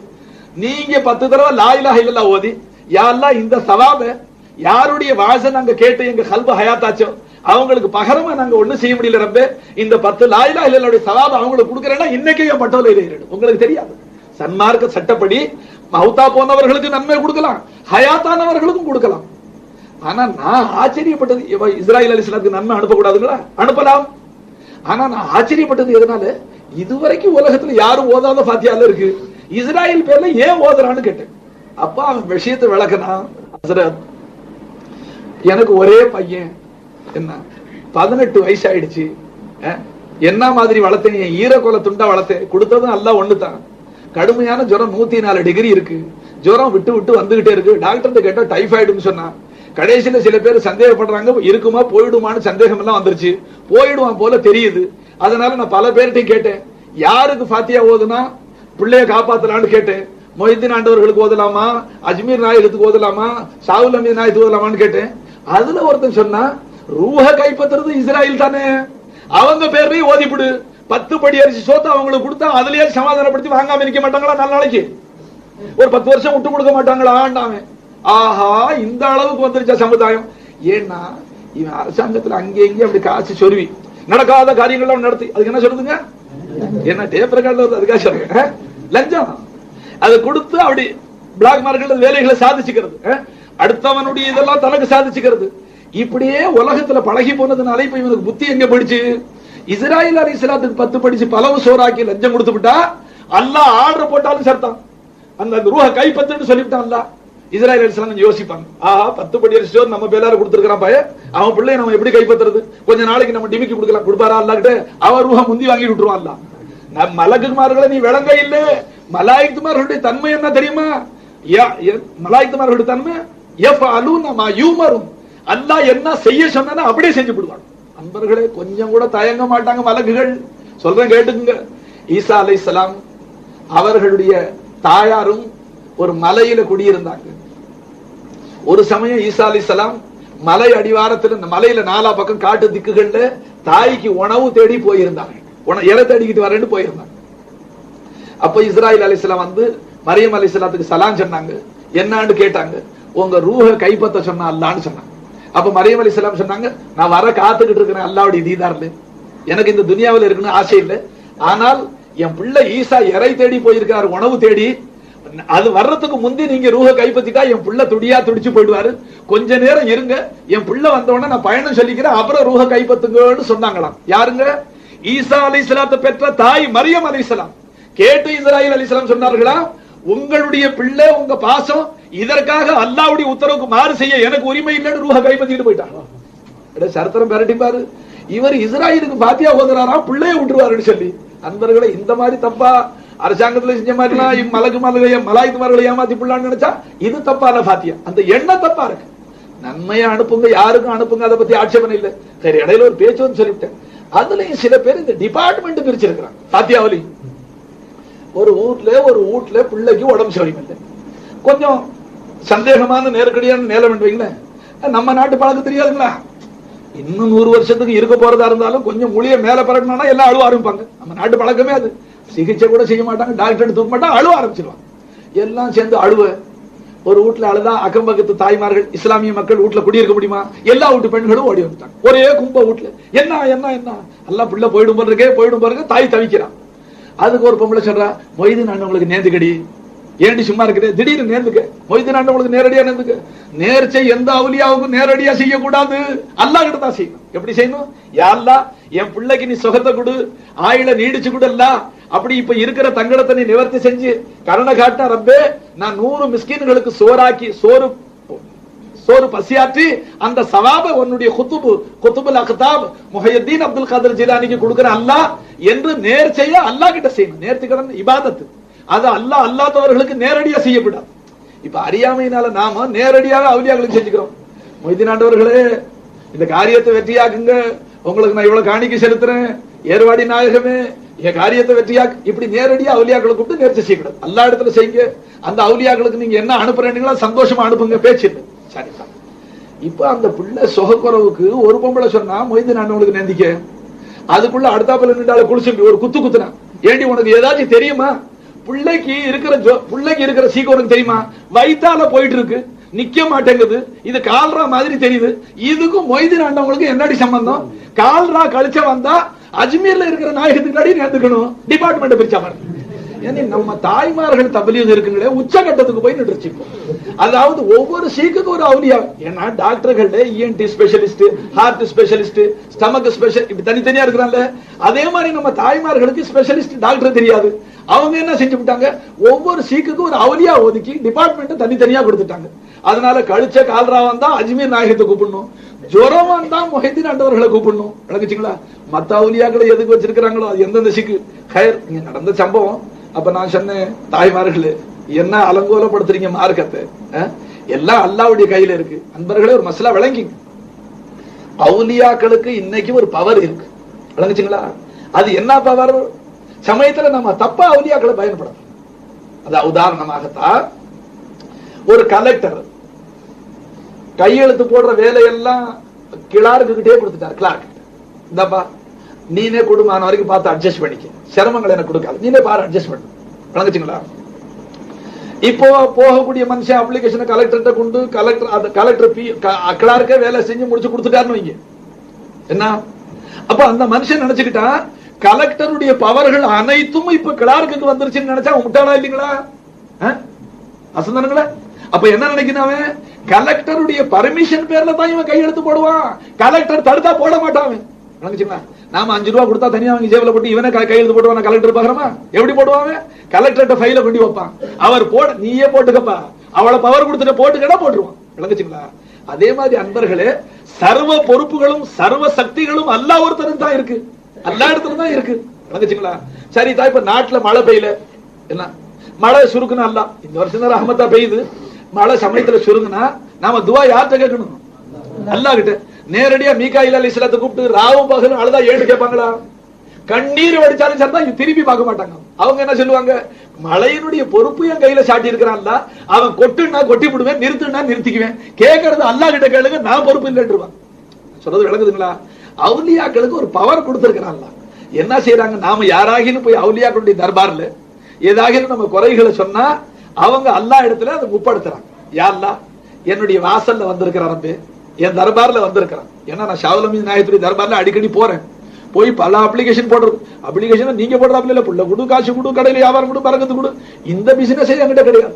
நான் எப்ப போனாலும் என்ன சொல்றது, நாயகமே நீங்க ஹயாத்தா இருக்கும் போது இரவும் பகலும் தீனுக்கு எப்படி சேவை செஞ்சீங்களோ, நபி அவர்கள் இரத்தம் சிந்தி வளர்த்து விட்ட நந்தவனத்துக்கு எப்படி ஊழியம் செஞ்சீங்களோ, இந்த நாய அந்த சேவையில ஈடுபடுத்த சொல்லி துவா கேளுங்கன்னு தான் நான் சொல்றேன். உடனே குத்துப் நாயகம் கை தூக்கிறது. ஷாவுல் அமீது நாயகம் அட அல்பப்பைய, நான் செஞ்ச வேலையை வாங்க சொல்லி துவா கேட்க சொல்றான். அப்ப அந்த வேலைக்கு துவா கேட்பாங்களா கேட்க மாட்டாங்களா? அன்பர்களே, நான் எப்ப போனாலும் அசத்து கை தூக்கி விடுறேன். உங்களுக்கு எப்படி தெரியும்னு கேட்காதீங்க. அது எனக்கு தெரியும், அல்லாஹ்வுக்கு தெரியும், அது உங்களுக்கு தெரியும், நீங்க பார்த்தா தெரிஞ்சு போடும். சரிதான். இப்ப நீங்க போய் வேற ஒண்ணு கேக்குறீங்க. என்ன கேக்குறீங்க? ஷாவுல் அமீது நாயகமே, ரொம்ப நாள பிள்ளை இல்ல, கல்யாணம் செஞ்சு 18 வருஷம் ஆயிடுச்சு, பிள்ளையே இல்லாம இருக்கு, உங்க தர்பார முராதை இங்க தான் வச்சிருக்கிறேன், நீங்க தான் பார்த்து கொடுக்கணும். அவங்க என்ன செய்வாங்க? நீ போட்ட அப்ளிகேஷனை அல்லாஹ் கிட்ட தள்ளுறாங்க. உடனே யாருடைய அப்ளிகேஷன் அவுலியாக்கள் ரிஜெக்ட் பண்றது இல்ல, அவங்க வாசல மிதிச்சிட்டா சேர்த்தான் அவர்கள் பேர்ல ஒரு ஹக்கா ஆயிடுதான், ஒரு பொறுப்பாயிடுது. நம்ம வீட்டுல இருந்து ஒரு மனுஷன் ஒரு விஷயத்தை சொன்னா நம்மால ஆனது செய்யறோமா இல்லைங்களா, அல்லது யாரை கொண்டு செய்ய முடியுமா அது செய்யறோமா இல்லைங்களா? அப்படி அவுலியாக்கள் இடத்துல போய் நாம ஒரு விஷயத்தை சொன்னா அவங்க அதை அல்லாஹ் கிட்ட ஒப்படைக்கிறாங்க. அல்லாஹு ஜல்ல ஷானஹு தஆலா அந்த அடியானுக்கு அது கொடுப்பது நியாயமா இருந்தால் கட்டாயமாக கொடுத்துறான். அது அந்த அவுலியாவுடைய துஆ பரக்கத். விளங்குச்சுங்களா? அல்லாஹு தஆலா தக்தீரில அந்த அடியானுக்கு கொடுப்பது இல்லைன்னு சொன்னா 1000 அவுலியா கை தூக்குனா கிடைக்காது. இதை விளங்கி செய்ய. இவன் எப்படி போறான்? இப்ப நான் கலெக்டருக்கும் கிளார்க்குக்கும் உதாரணம் சொன்ன பாருங்க. இல்லங்க, இப்ப கலெக்டரே சுத்தமா அவர் டிஸ்மிஸ் பண்ணியாச்சு, பவர்ஸ் அவ்வளவு கிளார்க்குக்கு வந்துருச்சு, அதனால இவர் காலத்தை கட்டி பிடிக்கணும். அந்த மாதிரி நம்ம சமுதாயத்துல சில பேரு அல்லாஹ் எல்லா டிபார்ட்மெண்ட் அவுலியாக்கிட்ட கொடுத்துட்டு இப்ப சும்மா இருக்கிறான், அவுலியாவை தான் பிடிக்கணும், அல்லாவை கூப்பிட்டு என்ன ஆகுங்கிறான் சில பேர். அதனால தாங்க சில பேர் இப்ப அல்லாவை கூப்பிடுறது இல்ல, அவுலியாவை தான் கூப்பிடுற. அடி விழுந்த உடனே அவுலியாவுடைய தர்பாருக்கு போறான், போவேனான்னு சொல்லல, நானே போறேன். என்ன அங்க வர ஜியாரத்து செய்யறாங்க பாருங்க மக்கள், அவுலியாக்களை தரிசிக்க வர்றாங்களே, அவங்க மிதிக்கிற மண்ணை தொட்டு மூஞ்சில அப்பிக்கிட்டு வர்றேன். அவுலியாவுடைய மண்ணு கிடைக்கிறது இல்ல. ஷாவுல் காதர் கஞ்ச சவாயி ரஹமத்துல்லாஹி காதர் ஹமீது அவுலியா அவங்களுடைய தர்பார்ல ஒரு பொட்டி இருக்கு பித்தளையில, அதுக்குள்ளால சர்க்காருடைய பாதரட்சை இருக்கு. நான் எப்ப போனாலும் இந்த தலையில கொஞ்சம் வைக்க சொல்றது. ஒரு நாள் மெதுவா கேட்டு பார்த்தேன், ஒரு 5-6 வருஷத்துக்கு முந்தைய ஒருத்தர் உள்ள போன 1 ரூபா கொடுத்துட்டு அவர் ஒரு பெரிய கிழமை அதை தூக்கி தலையில வச்சாரு. நான் சொன்னேன், இந்த பொட்டியை கொஞ்சம் திறந்து அந்த பாதரட்சி எடுத்து நேரடியா வச்சிருங்களேன், இந்த கண்ணால கொஞ்சம் முத்த போட்டு போறேன்னு. அது எங்களுக்கு அனுமதி இல்லை சொல்லிட்டாரு. அந்த பாதரட்சை இருக்கிற பெட்டியாச்சும் பட்டுச்சே, அந்த சந்தோஷத்துல வந்துட்டு. அன்பர்களே, அவுலியாக்களை அவ்வளவு மதிக்கணும். அவங்க கால்ல மிதிப்படுற மண்ணா போயிடுன்னு சொல்லிட்டாங்க குத்துபினாங்க. அவுலியாக்களுடைய கால்ல மிதிப்படுற மண்ணாய்க்கு உனக்கு வாழ்வு கொடுத்துருவோம் அல்லாஹ் தஆலா. வேண்டாம்னு நான் சொல்ல இல்லை, ஆனா நீ அவுலியாக்களை தப்பா பழங்குற. அல்லாஹ் எல்லா பவர்ஸும் அவுலியா கொடுத்துட்டான், அவர் பார்த்து என்ன வேண்டாலும் செய்யலாம், ஆண்டவனுக்கு இதுல சம்பந்தமே இல்லைன்னா அல்லாஹ் வேலை இல்லாம ஆயிட்டான்னு அர்த்தமாச்சு. விளங்குச்சுங்களா? கிளார்க்குக்கும் கலெக்டருக்கும் சொன்னதா. அப்ப அவுலியா இடத்துல போகும்போது என்ன நியத்தோட போகணும்? மார்க்கம் எதை ஆதரிக்குது? இந்த அவுலியா என்னுடைய ஹக்குல துவா கேட்டா நான் பாவ தோஷம் உள்ள அடியான், சமயத்துல என்னுடைய பாவங்களை காரணமா வச்சு என் துவாவை அல்லாஹ் கபூல் செய்யாம இருக்கலாம். ஆனா இவரோ அல்லாவுடைய நல்லடியார், அல்லாவுடைய வலி குத்துபு, இவங்க எனக்காக கை தூக்குனா அல்லாஹ் கருணை காட்டுவான் என்ற எண்ணத்தோட அவுலியாக்கள் இடத்துல போறது குற்றம் அல்ல, சந்தோஷமா போங்க. ஆனா தொழுகை விட்டு போவாதீங்க. அவுலியா ஹயாத்தா இருக்கும் போது நீ தொழுகாம போய் நின்ற என்ன ஆர்காட் ஜோட்டா தான். அவுலியாக்கள் ஹயாத்தா இருக்கும் போது போயிருந்தா தெரியும். அவங்க மரணம் அடைந்து மண்ணறையில இருக்கும் போது வட்டி வாங்கினவனு போறான், ஜினா செஞ்சவனு போறான், கள்ளு குடிச்சவனு போறான், எல்லாம் போய் நிக்கிறான். அவங்க உள்ள இருக்கிறதுனால அவங்க ஹல்ல இருக்கிறாங்க. அன்பர்களே, அதனால அயோக்கியத்தனம் செஞ்சுக்கிட்டு அவுலியாக்கிட்ட போனா அனுசரணை கிடைக்குன்னு நினைக்காதீங்க. அவங்க நமக்காக கையும் தூக்க மாட்டாங்க எல்லா இடத்துல. ஏன்னா பாவிகளை எப்பவுமே அவுலியாக்கள் வெறுத்து இருக்கிறாங்க. ஹயாத்துல எடுத்து சரித்திரங்களை பிரட்டி பாத்துங்க. பாவிகள் தொழுகாதவர்களுடைய முகத்துல முழிக்க இல்ல அவுலியாக்கள், அவ்வளவு வெறுத்து இருக்கிறாங்க. அந்த மாதிரி அவுலியாக்கள் மண்ணுல போன உடனே இப்ப நாம கொண்டு போய் கொடுக்குற காணிக்கைக்காக வேண்டி சந்தோஷமா வரவங்க அடைச்சுக்குவாங்களா? ஓரளவுக்கு அல்லாஹ்வை வணங்குங்க, தொழுகுங்க, அர்ப்பணமாகுங்க, அல்லாஹ்வுக்கு நேர்மையா நடங்க. மேல் மிச்சமாக நம்மை விட இந்த நல்லடியார் துவா கேட்டா சீக்கிரம் கபூலாகுமே என்ற நியத்துல அங்க போங்க, கட்டாயம் காரியம் படிக்கும். அன்பர்களே, ஆதரவற்று போக வேண்டாம், மனம் முறிய வேண்டாம். அல்லாஹ் காத்துக்கிட்டு இருப்பான், கொஞ்சம் முன் பின்னா கொடுப்பான். சப்ஜெக்ட் வேற வேற பக்கமா போயிட்டே இருக்கு. சரிங்களா?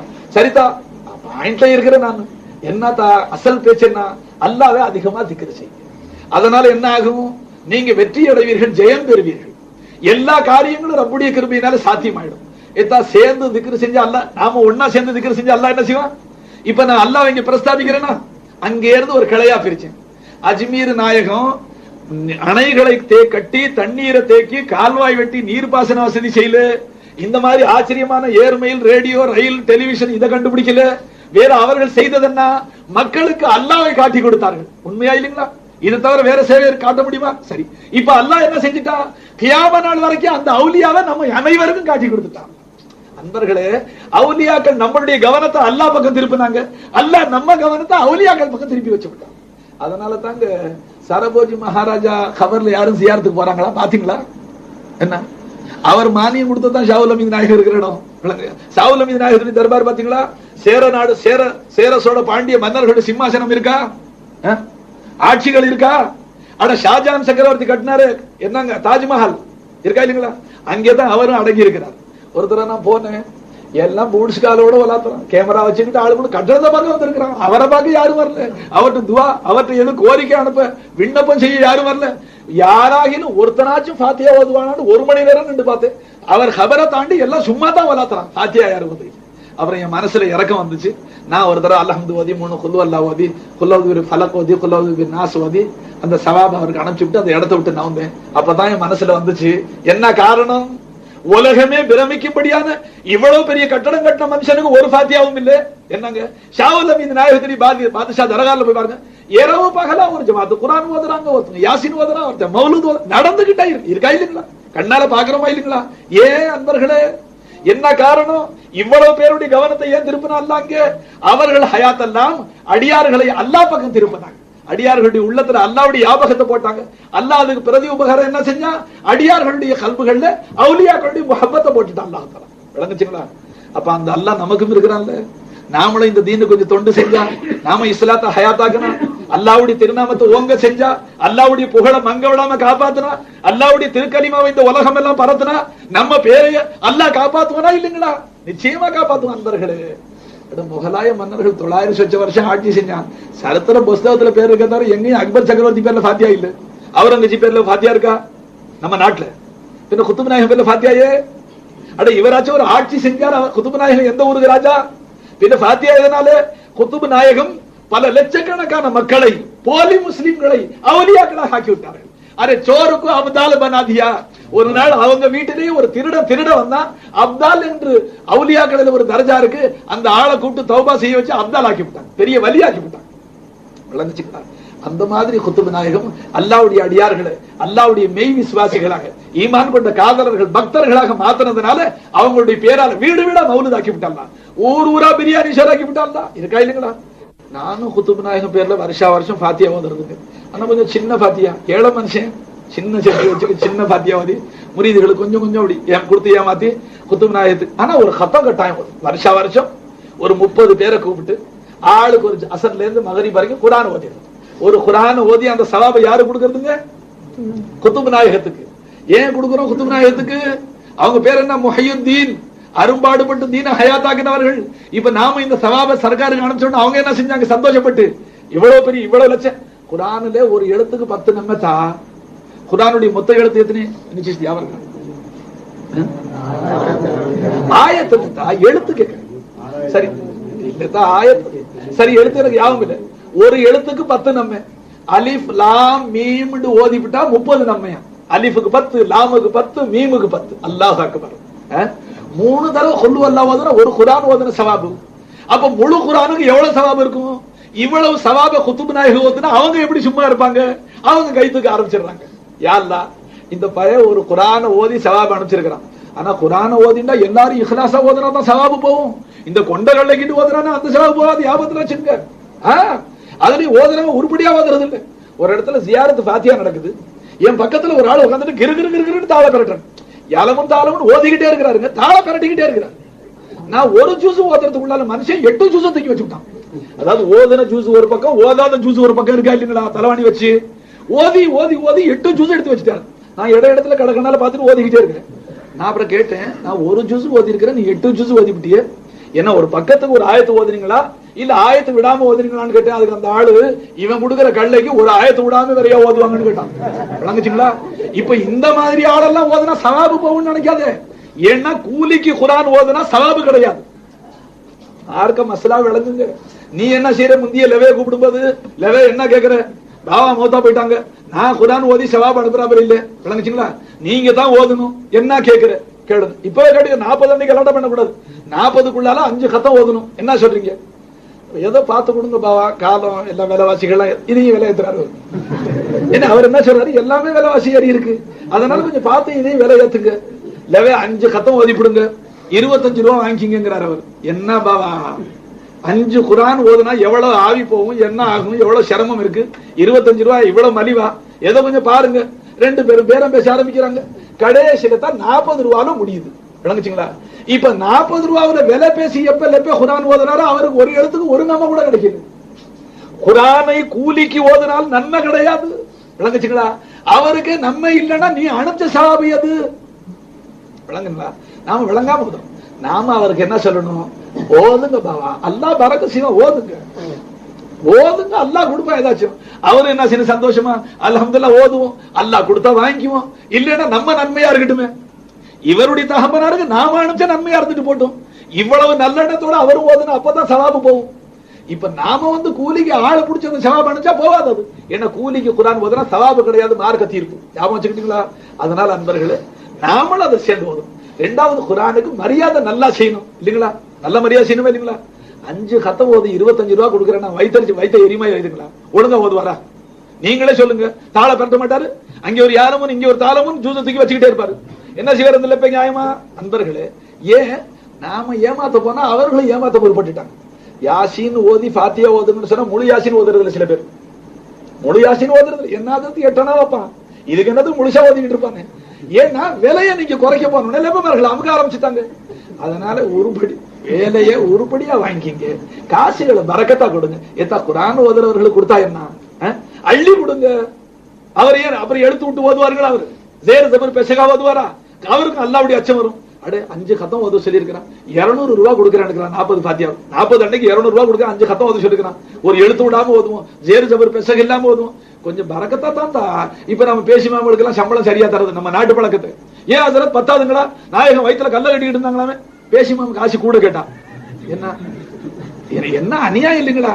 அட நீ நிறைய உனக்கு 400 ரூபாய் சம்பளம் இருக்கும் போது இன்னும் 100 ரூபாய் கூட கேட்கிற, 500 ஆயிட்டா 600 கேட்கிற. அவருக்கு பாவம் 200 ரூபாய் இருக்கு, 30 ரூபாய் சேர்த்து கேட்கிறாரு. அதுக்கு உடனே சரித்திரம் எல்லாம் சொல்றான், நம்ம நாயகம் வயிற்றுல கல்லெல்லாம் கட்டினாங்களா, அதெல்லாம் நீங்க ஓதலியா? ஓதிதான் இருக்கிறேன் பாவா, இருந்தாலும் நான் நாயகமா கல்ல கட்டிக்கிட்டு இருக்கிறதுக்கு? அவங்களுடைய பொறுமை, அவங்க ஈமானுக்கு என்னை ஈடு வச்சா முடியுங்களா? நான் ஏழை மனுஷன், தாங்க முடியல. ஏதோ உங்க ஊர்ல பேசிமா வரும்போது 200 ரூபாய் கொடுத்தீங்க, அப்ப தனி மனுஷனா இருந்தேன். இப்ப கல்யாணம் செஞ்சு 10 வருஷத்துல 4 பிள்ளை ஆயிடுச்சு. இப்ப அந்த 200 ரூபாய் எப்படி வரும்? ஒரு 30 ரூபாய் ஏத்துங்கன்னு சொன்னா நாட்டாம் பஞ்சாயத்துக்காரன் எல்லாம் ஒன்னா சேர்ந்துக்கிறான், கிண்டல் வேற ஆரம்பிக்கிறான். பேசிமா மாத்திரத்துக்கு நம்ம ஊர் பிடிக்கல போல் இருக்குன்னு ஒருத்தர் எடுக்கிறான். அடுத்தது ஆமா என்ன செய்வார்? அதற்கு ஓதும் போது சரியா ஓதுல, நாயகம் கல்ல கட்டினதுல அவருக்கு தெரியல, சஹாபாக்கள் பட்னியா இருந்ததுல அடுத்த பஞ்சாயத்து. ஏன்னா அவன் எல்லாம் ஒன்னா பேசிக்குவான். என்ன அந்த பள்ளி அப்ப விட்டு காசு இல்ல, பள்ளிவாச காசு பேசிமாவுக்கு தாராளமா கொடுக்கலாம். மனசு வராது அவனுக்கு. ஏன்? அந்த பேசிமா உண்டு திண்டு நல்லா இருந்தா இவனுக்கு தாங்காது. என்றையிலேருந்து உலமாக்கள் அவர்கள் உண்டு உடுத்தி நல்லா இருக்கிறத இந்த சமூகம் பார்க்க சகிக்க இல்லையா, அன்னையிலேருந்து அல்லாஹ் ரஹ்மத்தை எடுத்து விட்டான். அதனால தோழர்களே, நீங்க பேசிமாம்கள் மோதினார்களுக்கு நல்ல சம்பளம் கொடுங்க. ஊர்ல நாட்டுல இதெல்லாம் பேச்சோட பேச்சா சேர்ந்து வந்துருச்சு பரக்கத்துக்கு. கேட்டு நேர்மையா நடங்க. பேசிமாம்கள் வாயில மண்ணள்ளி போட்டு பள்ளிவாசலுக்கு வெள்ள அடிக்காதீங்க. சில பேர் அதுக்கு பாய்க்கு மேல பாய் வைக்கிறான், தேவையில்லாத பாயை வாங்கி வைக்கிறான், தேவையில்லாத கடியாரம் வாங்கி வைக்கிறான். செய்யற நம்ம எல்லாம் பள்ளிவாசலுக்கு தான் செய்யறான். பேசிமாமுக்கு செஞ்சா கிடைக்காத நம்ம அவர் வயிற்றுல போட்டா கிடைக்காதா? அன்பர்களே, ஒரு முஸ்லிமுக்கு செய்யற மரியாதையும் அவசியப்பட்ட இடத்துல எங்க பள்ளிக்கு செய்யணுமோ பள்ளிக்கு செய்யுங்க, எப்ப மதரசாவுக்கு செய்யணுமோ செய்யுங்க. அன்பர்களே, சன்மார்க்கத்துல எப்போ எது அவசியமோ எல்லா தர்மங்களையும் செய்யலாம். எல்லாரும் பள்ளிவாசலுக்கு தான் கொடுக்கணும்னு அர்த்தம் இல்லை. பள்ளிவாசலுக்கு தேவைப்படும் போது கட்டாயம் கொடுங்க. மறுபடி முஸ்லிம்களுக்கு ஒரு ஆஸ்பத்திரி தேவை, கட்டாயம் கட்டுங்க. ஊர்ல இருக்கிற குளத்துல படித்தர வேணும், கட்டாயம் கட்டுங்க. குடி தண்ணீர் வசதி செய்யுங்க. எல்லாத்துக்கும் சவாபு தாங்க, எல்லாத்துக்கும் நம்ம தான் அல்லாஹ் கொடுப்பான். பேச்சு நின்றுகிட்டே போகுதான், சப்ஜெக்ட் வேற மாதிரி திரும்பிடுச்சு. அது அல்லாஹ்வுடைய நாட்டம். நம்ம நாட்டை வேற, அல்லாஹ் நாட்டை வேற. விளங்குச்சுங்களா? அல்லாஹ் எதை வெளியாக்கணும்னோ அதை நாடுறதை வெளியாக்கிறான் அல்லாஹ். நான் என்ன சொல்றேன், நான் இன்னைக்கு திக்ருடைய சிறப்புகளை சொல்றேன்னு ஆரம்பிச்சேன். அதுவும் வந்துச்சா இல்லைங்களா? இடையில கொஞ்சம் கொஞ்சம் வந்திருக்கு அன்பர்களே. அப்ப நாம ஒன்னா கூடி திக்ரு செஞ்சா அல்லாஹ் என்ன செய்யறான்? நம்மை விட அழகான சபையை அல்லாஹ் கூட்டி அவன் நம்மை பிரஸ்தாபிக்கிறான். பாருங்க என் அடியார்களே, அமரர்களே, ஆதம நான் படைக்கும் போது கலாட்டா பண்ணீங்கல்ல, பூமியில ரத்தம் சிந்துவாங்க, பசாது பண்ணுவாங்க, அடிச்சுக்குவாங்கன்னு சொன்னீங்களே, இப்ப ஒன்னா சேர்ந்து உட்கார்ந்து என்ன திக்ர் செய்யறது பாத்தீங்களான்னு இப்ப பழி வாங்குறான் நல்லா மலக்குகளை. ஆதம படைக்கும் போது கலாட்டா பண்ணீங்களே, என்னத்துக்கு பூமியில பசாது பண்றவன படைக்கிறேன், இப்ப பாரு என்ன அடியார்கள் ஒரு வீட்டுல ஒன்னா கூடி உட்கார்ந்து என்ன எப்படி திக்ர் செய்றாங்க பாருங்கன்னு பெருமை பேசுறான். அல்லாஹ் அக்பர். அன்பர்களே, இப்ப இங்க சபை எங்க கூடி இருக்கு? மதராஸ் மாநகரிலே, அர்மேனியன் ஸ்ட்ரீட்ல, கிப்சன் முதலாளி வீட்டுல ஒரு சின்ன அறையில நெருக்கடியில உட்கார்ந்துட்டு இருக்கிறோம். எப்படா விட்டா போலான்னு இந்த நிலையில அல்லாஹ்வை நாம திக்ர் செஞ்சு பிரஸ்தாபிச்சுக்கிட்டு இருக்கிறோம். அல்லாஹ் தஆலா வான மண்டலத்திலே தன் அரிசுடைய முன்னிலையில தன்னுடைய அமரர்களை கூப்பிட்டு அல்லாஹ் அங்கே பிரஸ்தாபிக்கிற, அல்லாஹ் என் அடியார்களை பாருங்க எப்படி என்ன திக்ர் செய்யறாங்க. அன்பர்களே, இப்ப நாம திக்ர் செய்வது ஒரு ஆள் வேடிக்கை பார்த்தா அதை பத்தி மலக்கு பிரஸ்தாபிக்கிறார். வேடிக்கை பார்த்தவனே என்ன செய்ய போற? அதுக்கு அல்லாஹ் என்ன சொல்றான்? அந்த சபையில கூடி என்ன திக்ர் செய்த அந்த அடியார்களின் காரணத்தினால் வேடிக்கை பார்த்தவனை சேர்த்து மன்னிச்சுட்டேங்கிறான், அவனுக்கு கருணை காட்டிட்டேங்கிறான். அப்ப நமக்கு கருணை காட்டுவானா இல்லைங்களா திக்ர் செஞ்சா? அப்ப நம்ம எல்லாரும் ஒரு 10 நிமிஷம் திக்ர் செஞ்சுட்டு கலைஞ்சிருவோமா? இன்ஷா அல்லாஹ் சொல்லுங்க. தொழுகிறதும் திக்ரு. அப்ப இப்ப தனிப்பட பிரத்யேகமா அல்லாஹ்வை நம்ம திக்ர் செய்ய போறோம். அது கொஞ்ச நேரம் செஞ்சாலும் போதும், உங்களுக்கு சிரமம் இருக்காது. இக்ராஉல் ஃபாத்திஹா. அஊது பில்லாஹி மினஷ் ஷைத்தானிர் ரஜீம். பிஸ்மில்லாஹிர் ரஹ்மானிர் ரஹீம்.